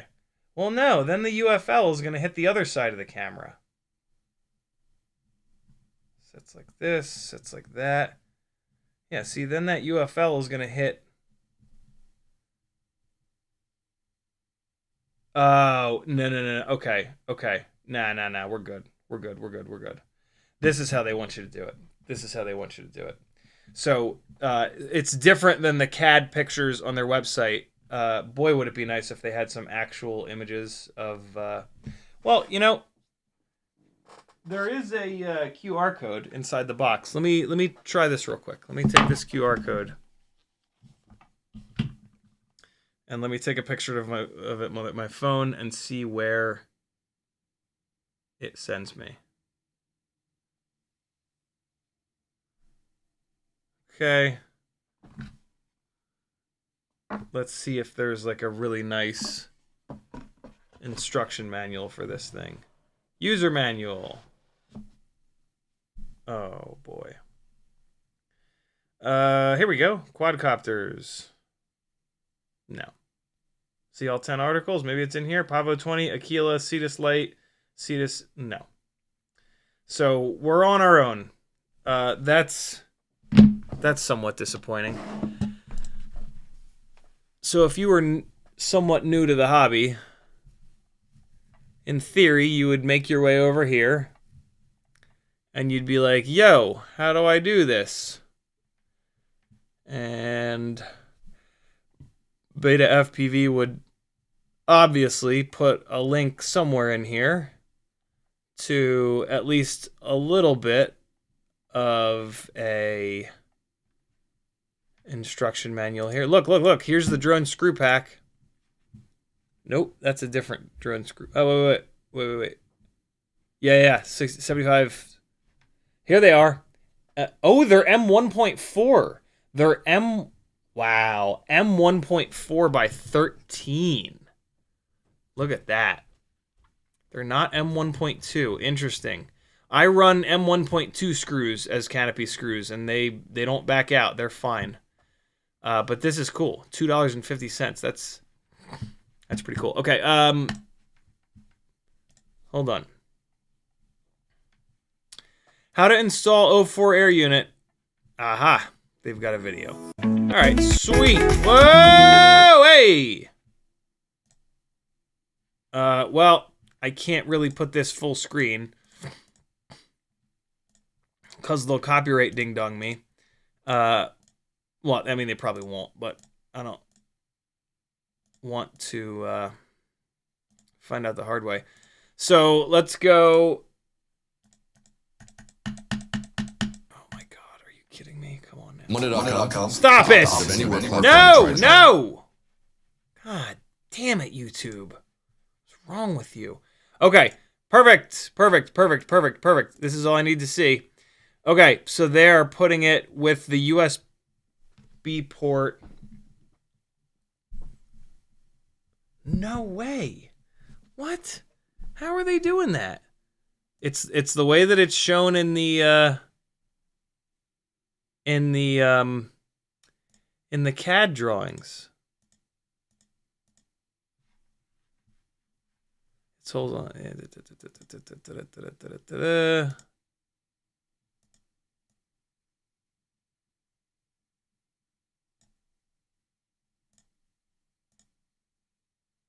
Okay, here I can totally see. So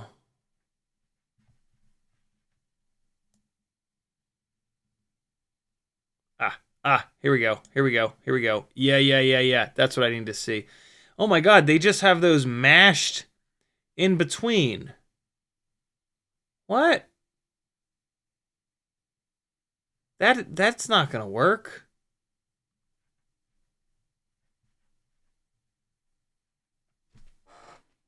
Is this for real? So they want you to just mash it in between, eh? That's banana pants. So this is what they want. Nah, dude, that's ridiculous. It's all over the freaking place. I can literally see it though in the picture. They just have those wires right up on top. That's gonna hard mount the AIO basically.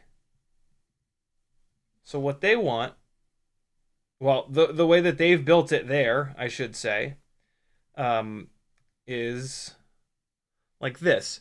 And so as you can see, when I do this, these grommets won't touch those grommets, because unless I really start to push on it. If I push on it hard enough, yeah, okay. But like that's gonna hard mount your flight controller. The flight controller is not gonna be able to move around, and that's bad. This is, wow. I can't believe that's their solution here. But I mean, if you build it that way, what I will say is if you build it that way, the UFL port is out the back here, and it is not going to conflict with the canopy, but that ain't the way to do it, in my opinion. we are going to build it in a way that does not essentially hard mount the flight controller so that it flies better. And I think this is the best bet. I think the USB port facing forwards like this is the best way to do that if you're going to use the included cable. The DJI O4 Air unit comes with a longer cable. Do I have one floating around? Man, I just cleaned up, and I had like 3 of those cables floating around, and I just cleaned up, and I moved them. All right, let's see. No, that's the Pro. That has the super long cable. Really? Hold on. Let's see if the DJI cable is going to help this situation. This is important. And whoever in chat was saying that they gave up trying to get theirs to fly good, this is probably a big part of the reason. Because if you built it the way that they suggest you build it in this video, you're going to have a hard-mounted flight controller, and that's bad. So, here we go. I should have at least one extra of the cables that they give you along with it. I do not. Where did I put them? Where did I put the extra cables? Christ.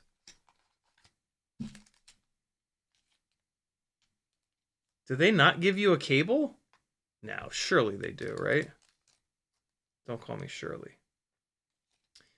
Here's the grommets that it comes with. I mean, what I could do is I could take these clear, taller grommets and put them onto the AIO, and then use the black grommets that the O4 comes with. That'll space the 2 boards further apart, and then I could run it the way that they're showing.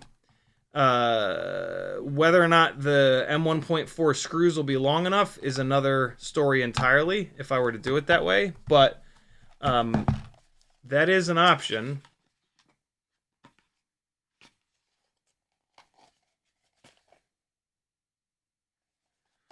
I could have sworn that this comes with a little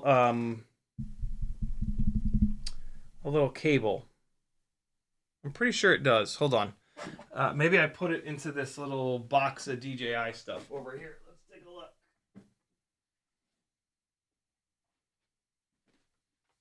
I'm pretty sure that's what I did.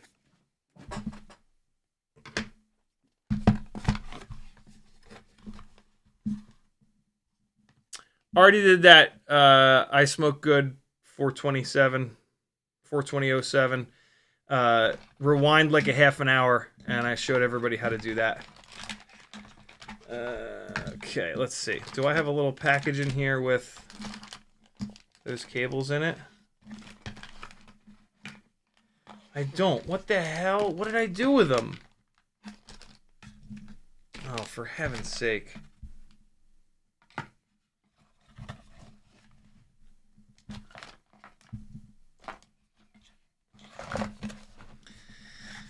Oh boy. Did I put it in here? I wouldn't think that I would have put it in here. But you never know. Maybe they don't come with a cable. I could have sworn that they did, though. Nah, it's not in here. Ah, Christ. What did I do with it, dude? What did you do? No! Where is it? Did I put it in here? No. Shit sticks, man.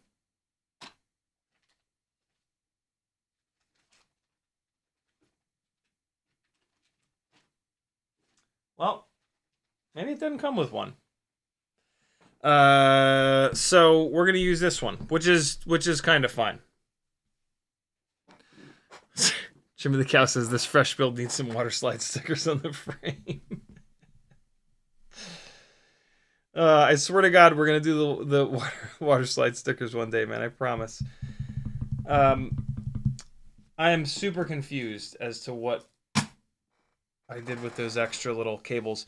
I know that they should be here somewhere. I know that I saved them because they have black JST plugs on them. This is the one that you get with the O4 Pro. This is way too long, obviously. But I know that they exist because they have these black plugs on them. I guess maybe I used all of them.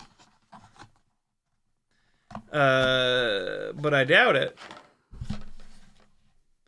Oh, I know where I put them. Yes. Yes. They're in here. They are in here. Aha! That's right, god damn it. Okay, so these are the ones that the O4 Pro comes with. This is really long, but, you know, that's been a problem all my life. I'm used to it by now. Okay. So, what I can do with this is I can go down. I can go out from here, down underneath. I can wrap it around and then come back up. The reason I can do that is I got these big gaps in the corners of this. So, here we go. All right. This is, hopefully this will work. Hopefully this will work. Because I don't want that UFL to be in a weird spot. You know, I kind of have to do this anyway because I got to get this ELRS antenna out of here. Having the ELRS antenna buried under the board like this is going to be awful. So, first things first, let's... I'm actually going to unplug 2 of these motors, which will make it easier for me to reroute this ELRS plug. So let's just lift this up here. I should have done this before I pushed the flight controller off the posts. I'm actually going to have to put it back down to be able to get at this. Okay, so let's unplug these 2 motors on this side here. Come on, get in there. Get in there. Oh, yo, you good? You dead? Read your chat. Flow Bear's in the chat. Yay! A burrito. How did you talk your mother into? Oh my god. I live with wealthy. Hey chat, I live with wealthy people that just eat out all the time. That's not true. We only want to talk about Monday because you said you wanted to. What did you convince your mother to order? Willie's. Can you get me a Frito burrito? Yeah. I haven't had diarrhea in like 24 hours, so I might as well just go for it, you know? Okay. Okay. Thank you, Bobo. Flow Bear was in the chat. Wow. I feel so loved. How you feeling now that you took a 4-hour nap? Good. Full of energy? Full of piss and vinegar? All right, so let's get this ELRS antenna out of here. You got to be really gentle with these. I'm actually really tempted to desolder it. It's a through hole, and I'm super tempted to desolder it and then put it and change its orientation. Right now, it goes down through the bottom of the board, and then I'm gonna have to make it do a 180-degree bend to send it upwards. I'm gonna desolder it, and I'm gonna put it in the upwards orientation, because I want this thing to go as vertical as possible, and this is super easy to do. So let's just get a little bit of flux on here. All right, got it. Give this soldering iron a second to come up to temperature. While I'm waiting, I'm gonna figure out how to get this board into a position where it's not going to want to move. This is absolutely not essential for you to do, but this is really going to help with the ELRS signal strength here.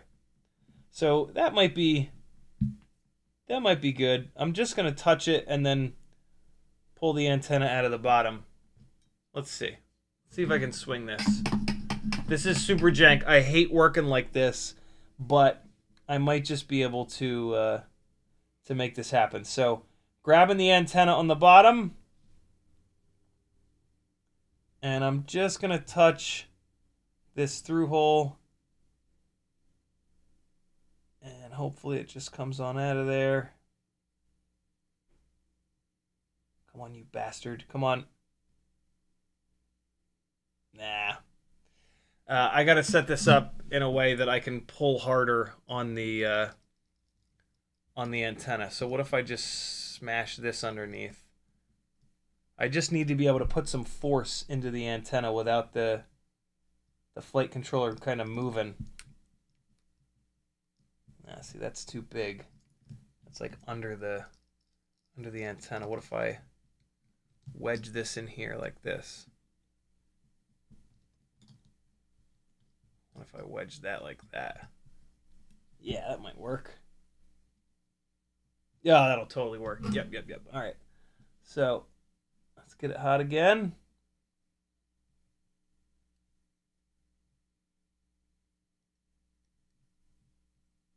Come on, baby. Come out of there. Yay, there we go. All right. So now we're just going to put it onto the top. Same kind of deal. And I am going to rotate it so that it's bent outwards. Okay.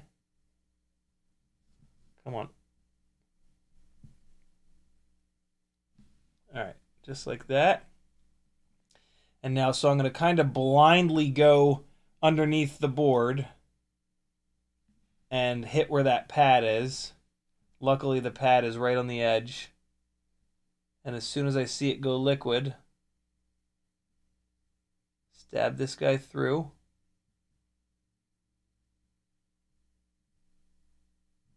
And now let's see.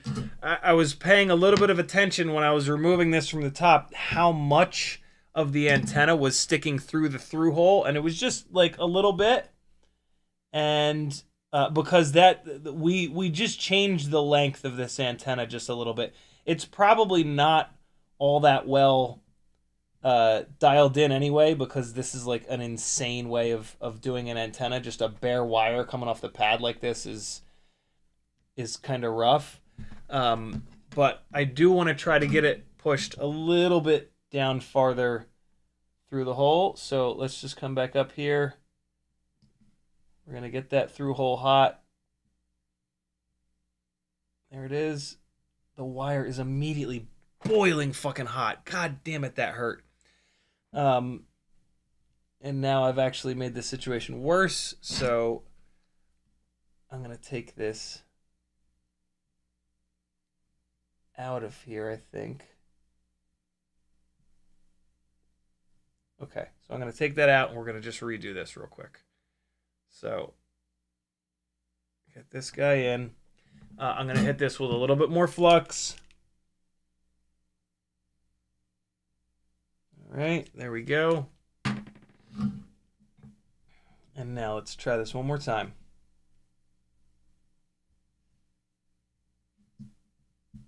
Get out of here, stupid little antenna. Get out of here, stupid little antenna. All right. And so we get it into position before we bring the heat in. Then we bring the heat in.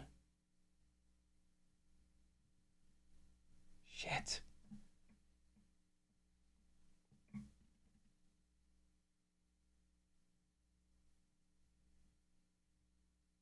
There we go. There we go. I think that's about it. Now, I do want to push it through just a little bit more.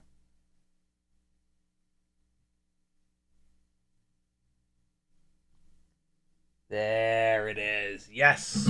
So now there's the same amount sticking through the bottom of the through hole. Like, there's basically like a little Hershey kiss on the bottom of the through hole here now.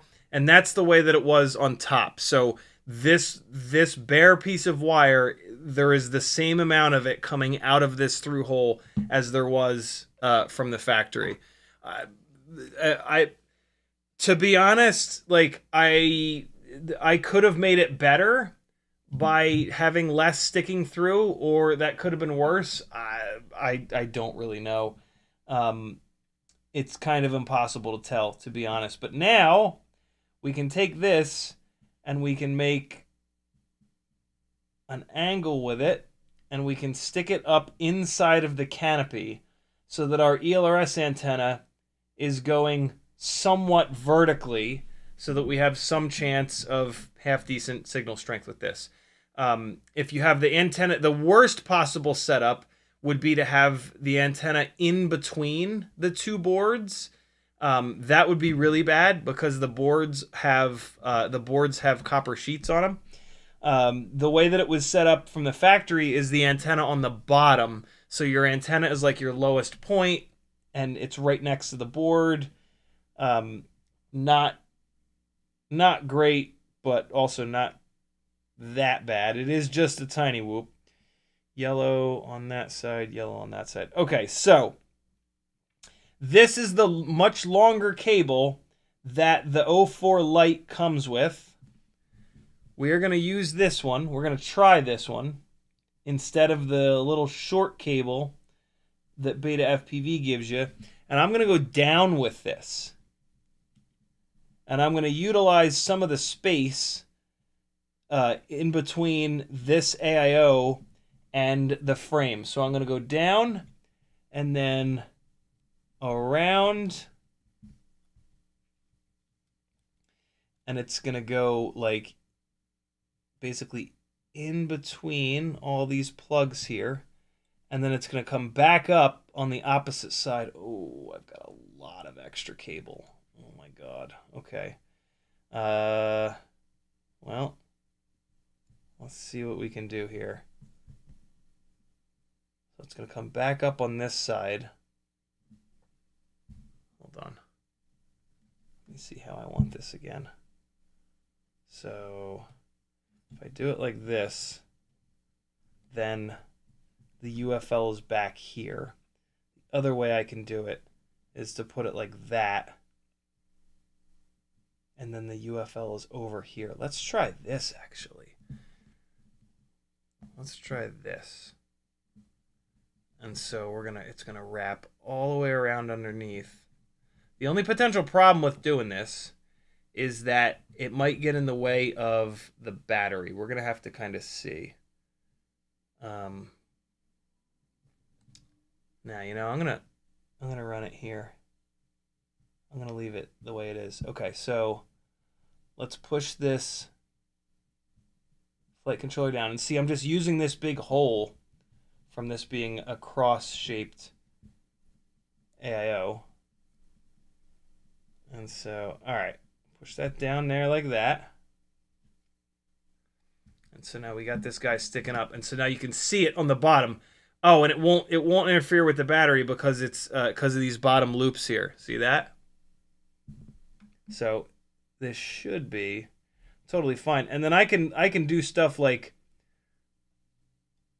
I can like push these wires over a little bit like that. Yeah, there we go. That's the stuff. Okay, cool. That's how we're going to do it. All right, and so the pins are facing upwards, so let's put a little 90-degree on this JST here to kind of get it ready. All right. And so now we can just drop this straight down like this. Oh, but now this MIPI might be in the wrong spot. Hold on. Let me push this down all the way here. And now let me see what this canopy is going to be like with this MIPI cable over here like this. I might need to rotate it again. Nah, that totally works. That's absolutely fine. Cool. Okay. Yeah, I think this is the way to do it. I think this is the way. Okay, so again, let me get a little 90 on this. There we go. Now we're talking. Okay, so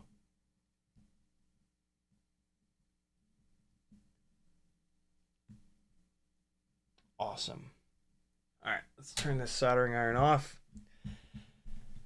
And so what we've got now is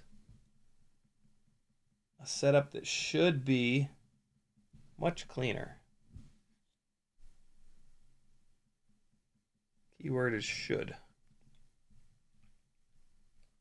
I can't possibly imagine that this will be any worse, other than the fact that we've added a little bit of weight here from this cable being a little bit longer.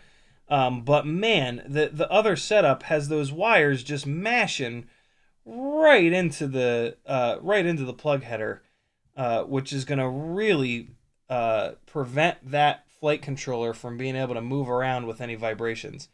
Now we've got a nice little gap in between them.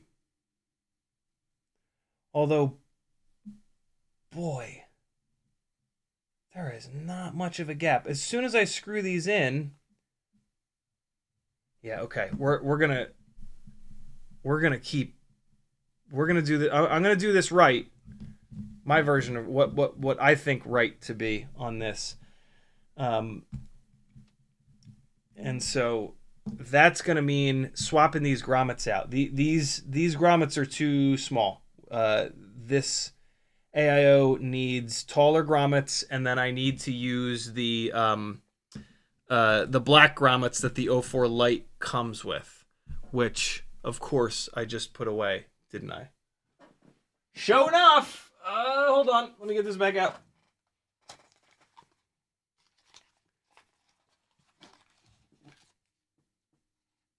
Is this it? This is it.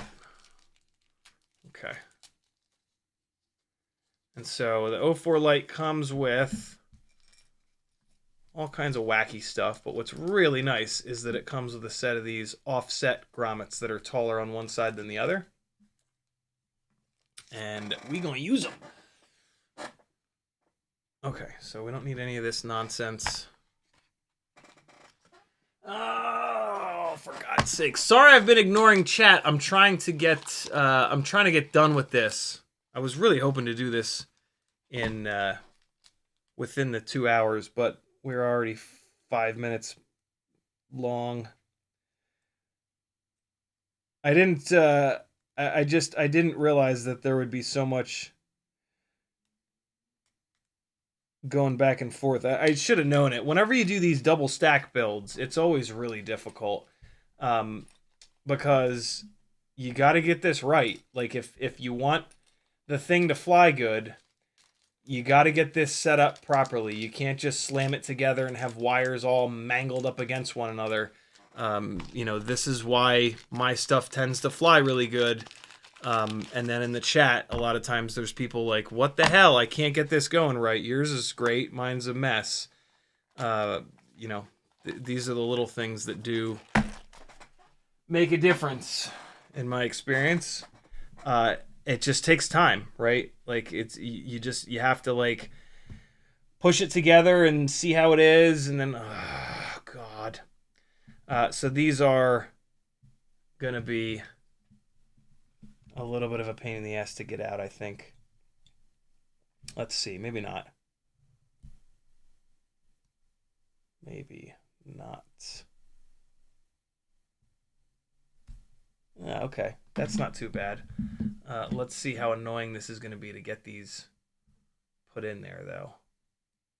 Sometimes these offset grommets are super annoying. And so with these offset grommets, what we're about to do is put these in here with the thicker part of the grommet in between the two boards.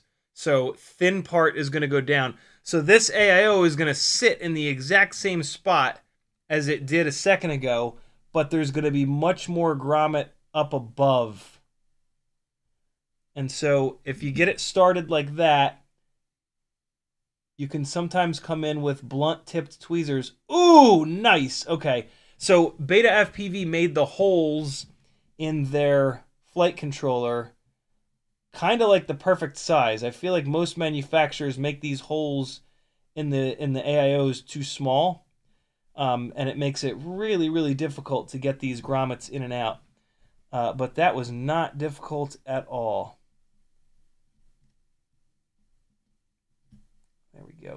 Keep going. Keep going.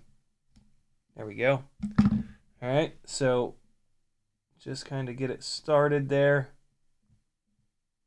Just get it started and then come in with the blunt tips. And you just kind of pinch and push, a little bit at a time. Oh, awesome. Thank you, BetaFPV, for sizing these holes properly. There we go. Pinch it on the side, mash it through. There's that one out. I don't think I've ever had this little trouble with grommets going through a hole in the board. When they slot the outside of the board, it's super easy, but like when they slot the outside of the board, sometimes it's annoying when you're putting it together because the grommets will pop out. So there's that. And again, just making sure that the thick parts of these grommets are upwards. We want more space in between the flight controller and the VTx. Oh my God. Incredible. There we go. Okay, so now we can put this back down onto the posts on the frame once these other grommets are out of the way. All right. So we put this down here. 1, 2, 3, and 4. All right, great. And make sure that this wire is able to move. Make sure it's not pinched anywhere. Make sure it's not pinched on the other side. Nope, that looks good. This is a much more difficult way to build this, as you can probably see here. But I think this is a much better way to build this. And so now these black grommets that come with the O4 Lite, you're going to put the thick part facing downwards. And that's going to space these two boards out a little bit extra here. Okay. DJI actually did a really nice job making these slots in the outside of their board not too big, but not too small. That's like insanely quick to be able to just rip those through there like that. All right, here we go. We're going to get this plugged in. We're going to drop this down, slam the canopy on, and that should be it. That's all the hard work done. All the hard work is like test fitting, rotating it around one way, checking it the other way, checking it the third way, checking it the fourth way. Like that's what takes time here. See, so now we've got a much bigger gap in between these. And then what we can do is just tighten the canopy screws down, and that'll squish the rubber down a little bit. And so this canopy does not use a mounting point on the front. Is one of these shorter than the others? No, it's not. So we're going to throw one of these in the front first because we won't have access to it once the canopy comes down.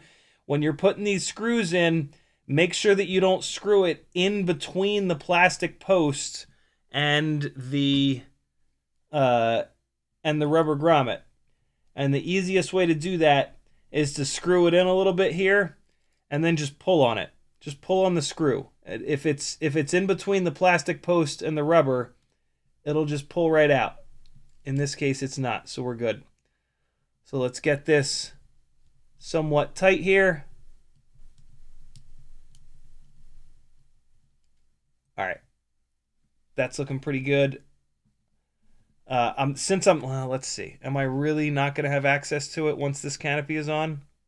I am really not going to have access to it once this canopy is on. So I'm going to screw this down a little bit extra until I can see these rubber grommets starting to squish outwards a little bit, because that's what I'm going to do with the other ones.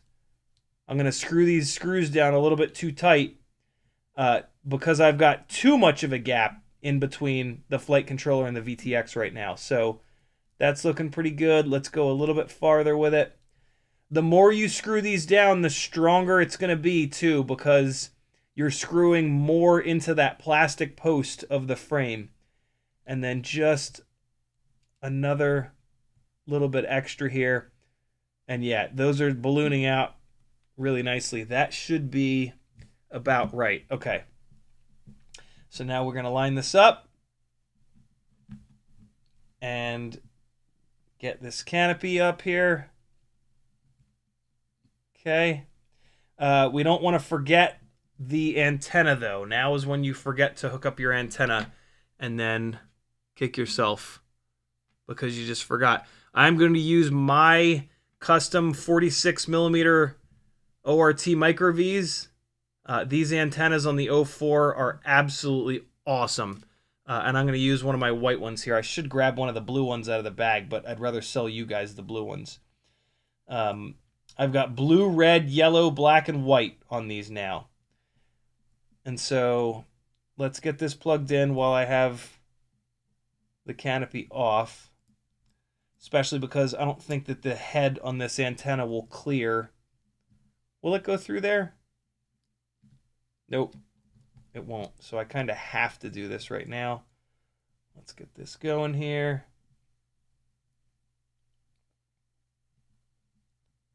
These ORT Micro Vs are the best mix of like something that's super lightweight, super durable, and works really well.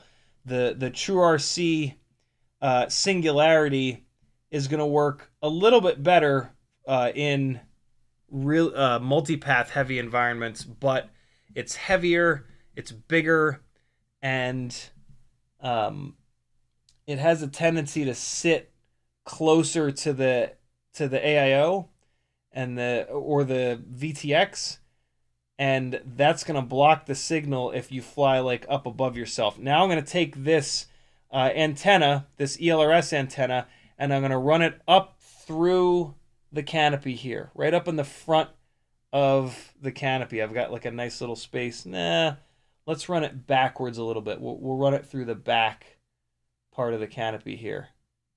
Yeah, there we go. That's looking pretty good. Is there a gap in there though? No, I'm actually going to run it up through the front. Put a little bend in it here. And there's a perfect little spot for it to go up in the front of the canopy. And so now it's standing straight up basically in there. You see it? Kind of see it on the front there. So that'll give us really good ELRS performance. All right, so everything is set. Now we put the canopy screws in. Okay, we'll do the back one first because that'll just kind of tie the room together here. Push down on it to make sure it's pushing into the plastic post. Give it a couple rotations and then pull on it. Make sure it doesn't just pop right out. Good to go. All right, so that is in the plastic post. And now again, we're going to screw these down pretty good because we have too much of a gap in between the flight controller and the VTX at this point. But we can kind of come back to that. What I like to do is push down on the VTX, kind of mush these grommets over, make sure they're as lined up as they possibly can be. All right, so we'll do the sides here next. And just kind of get the grommets lined up just right. Drop this down in there. Yep, that's on the plastic post. Couple screws, couple rotations rather. Okay, good to go. And the other side.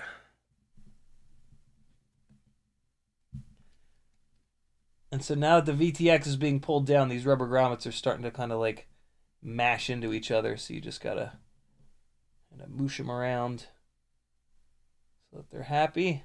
That looks pretty good.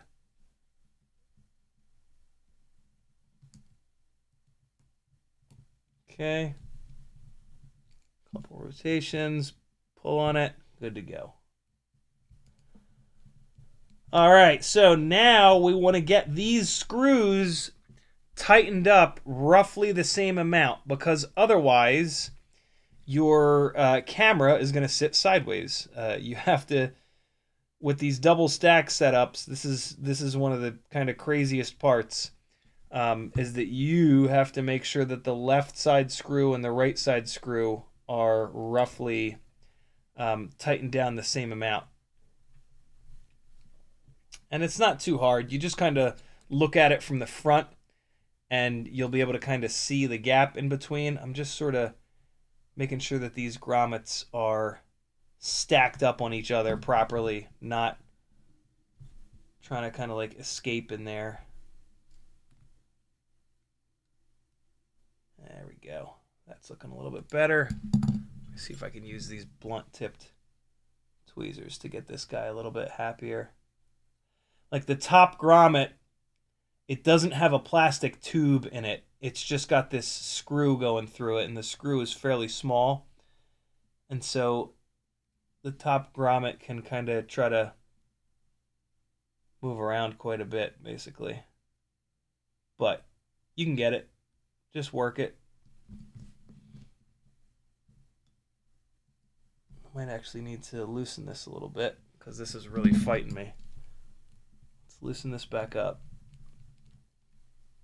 And just going to pull up on the VTx. That'll let this grommet peek back out. Yeah, there we go. There we go.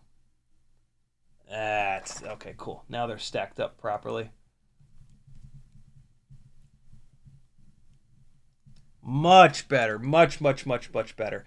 And so now you can really see the gap between... Oh, man, that's insane. So I want you to look at... I want you to look right there. See, so that's where the wires go down. And so look at the gap. I'll put my hand down here. Look at the gap between that wire header and the top board. See, I've already closed that gap down. This is with the taller grommets, and that I've already got like the tiniest little gap there. We need a little bit of a gap there.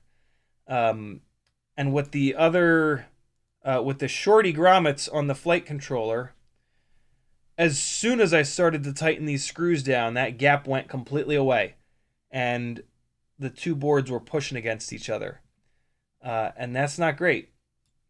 That is not what you want.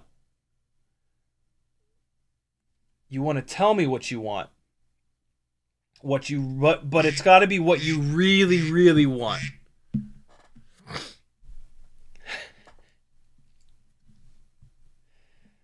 Because if you want to be my lover, you got to get with my friends. A very strange lyric. Well, back then, I guess get with didn't mean what it means now. So I guess it's okay. There we go. If I look at it from the front, I can see this one needs to get tightened down a little bit more. Let's do that. You can also kind of tell by how squished the bushings are getting, or the grommets are getting. That's looking pretty good. Cool. So there it is. In my opinion, that is the right way to build this Meteor75 Pro O4. You're going to use the multicolored cable that you get with the O4 Lite, and you're going to run it down below here,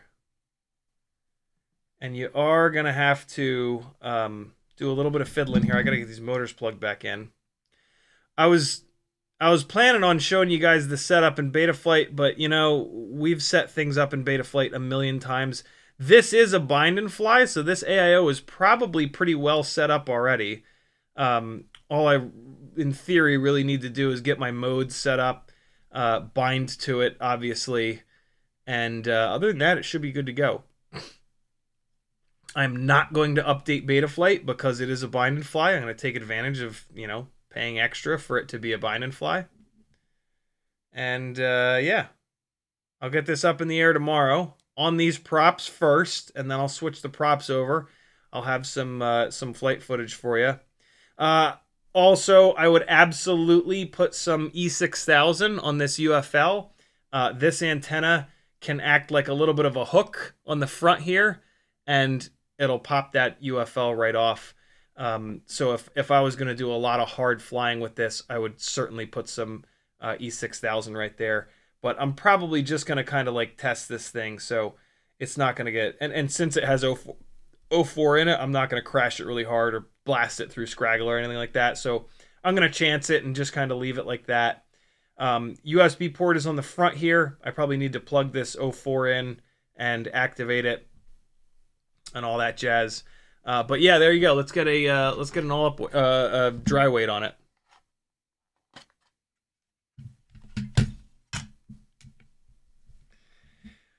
The only thing I really changed was the antenna. So this should be basically what they're buying. Wow, that's heavy. 38.4 grams. Good Lord. So yeah, that's a chunky little fella. This frame is heavy. These motors are heavy, and the O4 Lite is, that's a big old HD bing bong.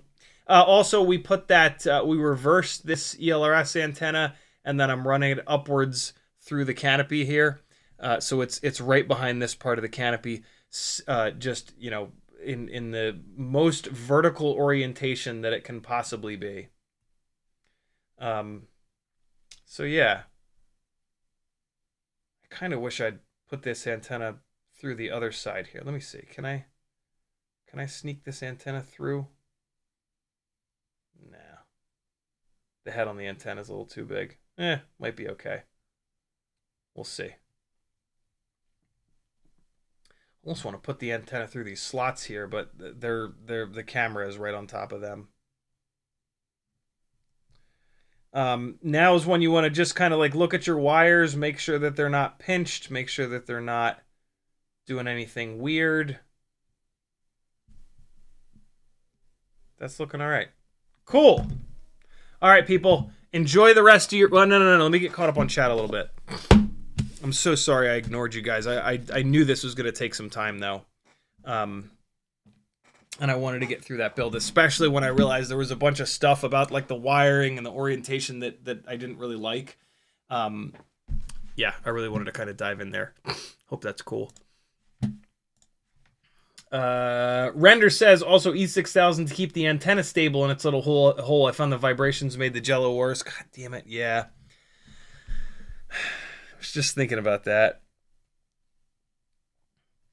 Again, I'm gonna fly it as is, and then if it's really bad, I'm gonna put a little dot of E6000. I've got the antenna sitting right here. Let me do that real quick. I'm just going to put the tiniest little dot of it. You don't need a lot of E6000, man. This stuff is magic. I got the antenna kind of sitting against the side here, so I can just do an itty-bitty blob right on the corner. And that should be enough to just kind of hold it there. No big deal. Okay. And then while I'm at it, I might as well do just a little tiny bit here on the side of the UFL. E6000 peels right off, so it's no big deal. I was being ultra lazy a minute ago when I said I wasn't going to do it. So there we go. That's fine. Sweet. That's cool too, because now I have an excuse to walk away as soon as this live stream stops, because I got to wait for that to dry. Otherwise, I would feel bad about not getting this up in the air tonight. Wolf Fox says, I'm late. What AIO is this? This is the Meteor 70. It's in the stream title. FPV says, I noticed that too. Easiest grommet / board setup. Jimmy the Cow says, your solderless build streak ended with the ELRS antenna on this one. Yeah, that's okay though. Craig says, isn't the center of gravity going to be high? It looks like it, but there's not a lot of weight up here. You know what I mean? So the CG won't be any worse than any of my other double stack builds, so it'll be fine. And also what you want to keep in mind, right, is that the prop line is all the way up here, and then your battery is down below the prop line and the bodies of the motors. So on most builds with the battery on the bottom, they're always the CG is always low. So actually, like, having this be so tall might actually make this CG perfect with the prop line. If it's not, though, it'll be okay. I Smoke Good says the black short one in a S shape is the easiest way. Definitely the easiest way, but not the best way. That's going to push those two. Even now, the way I have this set up, there's still not enough room between that plug header and the top board. The way that I did it here is going to perform much better. Render says check your canopy clearance with the USB up front like that. This leg of the canopy is pushing into the USB, but that's fine. The VTx on the top doesn't have a gyro on it, so we can actually there's no big deal here, and it's just barely touching it. That should not be a problem. If that was a problem, though, I could certainly rotate the VTx another 90 degrees, but I kind of like this setup here, I think. But yeah, that should not be an issue. UCanFPV says, I put mine together the way BetaFPV said too, and the O4 cable that it came with was like literally just long enough to work with the way they do it. Jimmy the Cow says, this fresh build needs some... We talked about that. I Smoke Good says, you need to put some B6000 around the coaxial connection in a crash. The camera breaks. Helipics from the 504 units I bought. I only have one that works at the moment. Yep, that's something that when the O4 Lite first came out, Mads Tech talked about, and then like my very next live stream, I showed everybody how to do that. And then every time I do an O4 build, I show you guys. Well, what I actually do is when I get an O4 Lite in, I take it out of the box and I show you guys then, because it takes the E6000 some time to drive, to cure rather. So yeah, I've shown that on the stream a bunch of times. It's super important, guys. And I mentioned it towards the beginning of the build here on this stream as well. Render says mine is routed that way and doesn't have issues. /touch going to make it sure it's all flat. Your canopy will sit wrong with the USB up front, I think. Nope, it's sitting flat. And again, if it was a problem, I could just rotate it another 90, but this is looking totally fine. License to Drive says the vertical RP4 TD antenna holder, you want an extra version that's at 45 degrees? That would be awesome, dude. Thank you. License to Drive is back on the 3D modeling kick, which is awesome. I asked him to help, yeah, he helped me. Look at Flowbear knowing how to @tag people. Goddamn kids, man. UCanFPV says, I remember the cable being just barely long enough. Render says O4 cable goes under the O4, I think. And then J-Dubs, thank you again for the $20 super chat. Super generous. Jimmy the Cow says, how do you feel about using peak screws on an indoor whoop build? Metal screws on the outside, 2 peak inside. I've done it before. I end up breaking the peak screws. And then when they break, they're a total pain in the ass to get out of there. So for me, it's not, the peak screws are not enough of a weight savings to justify what a pain in the ass it is. They also strip out really easily. It's just annoying. UCanFPV says, listen to Render, Mippy up. Yep, I've got the Mippy up. We good there. I'm reading the chat backwards, by the way. Render says Mippy cable up. UCanFPV says everything goes together so well. I thought I was gonna break something.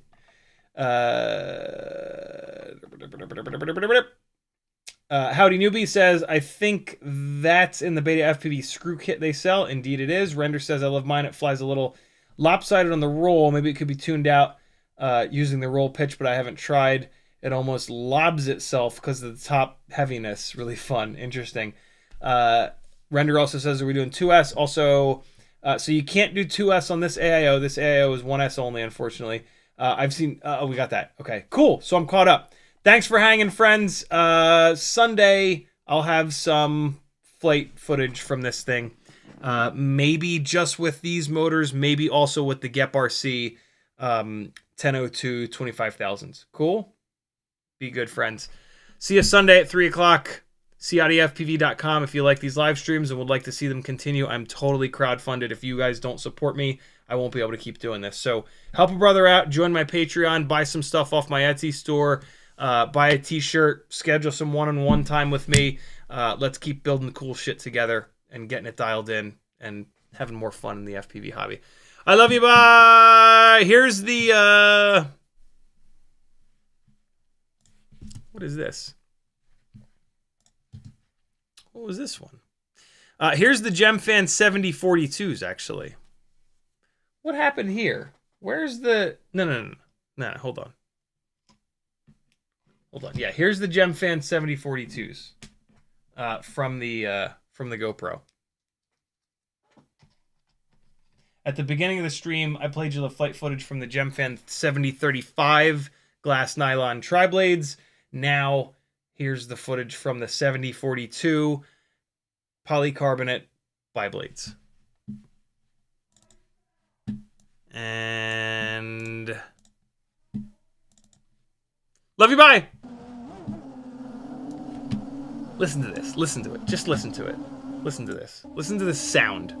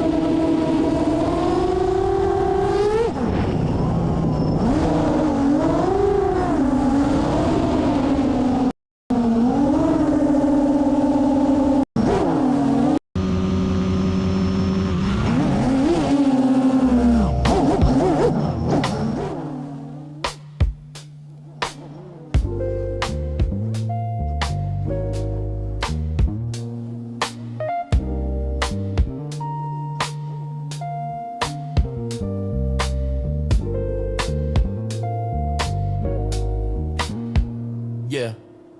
Out in the yard where the grass grows wild, CiottiFPV's goggles locked, grinning like a child. Teddy spaghetti's, fur flies, and jet wash dreams. Yeah. Chasing small whoops like a dog possessed fiend. Eyes on a neon blur, hard in the chase. Big fuzz and prop spin, all tangled in place. Yeah. Four-legged rebel with a rotor stir tail in the circus of the sky. They never fail. CiottiFPV, Teddy Spaghetti, dynamic duo kings, barking at the breeze, throttling at top speed, they zooming through hoops, flipping in style. That schnauzer's got throttle and a toothy smile.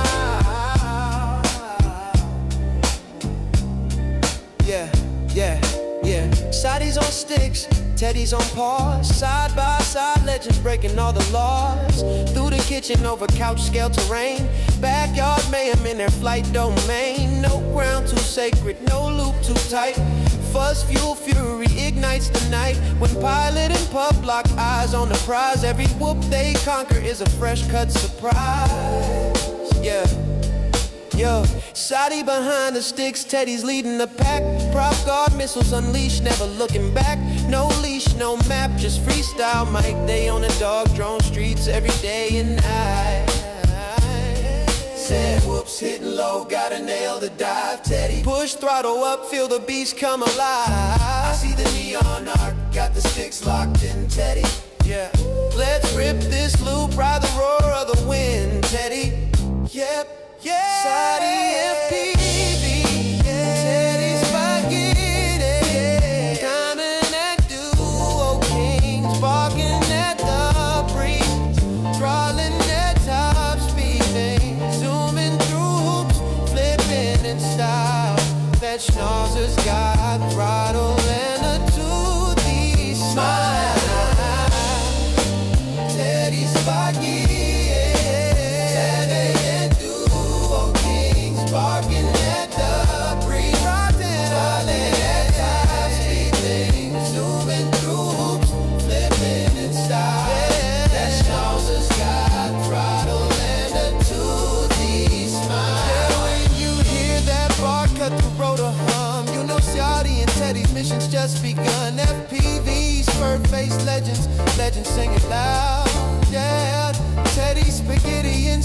CiottiFPV.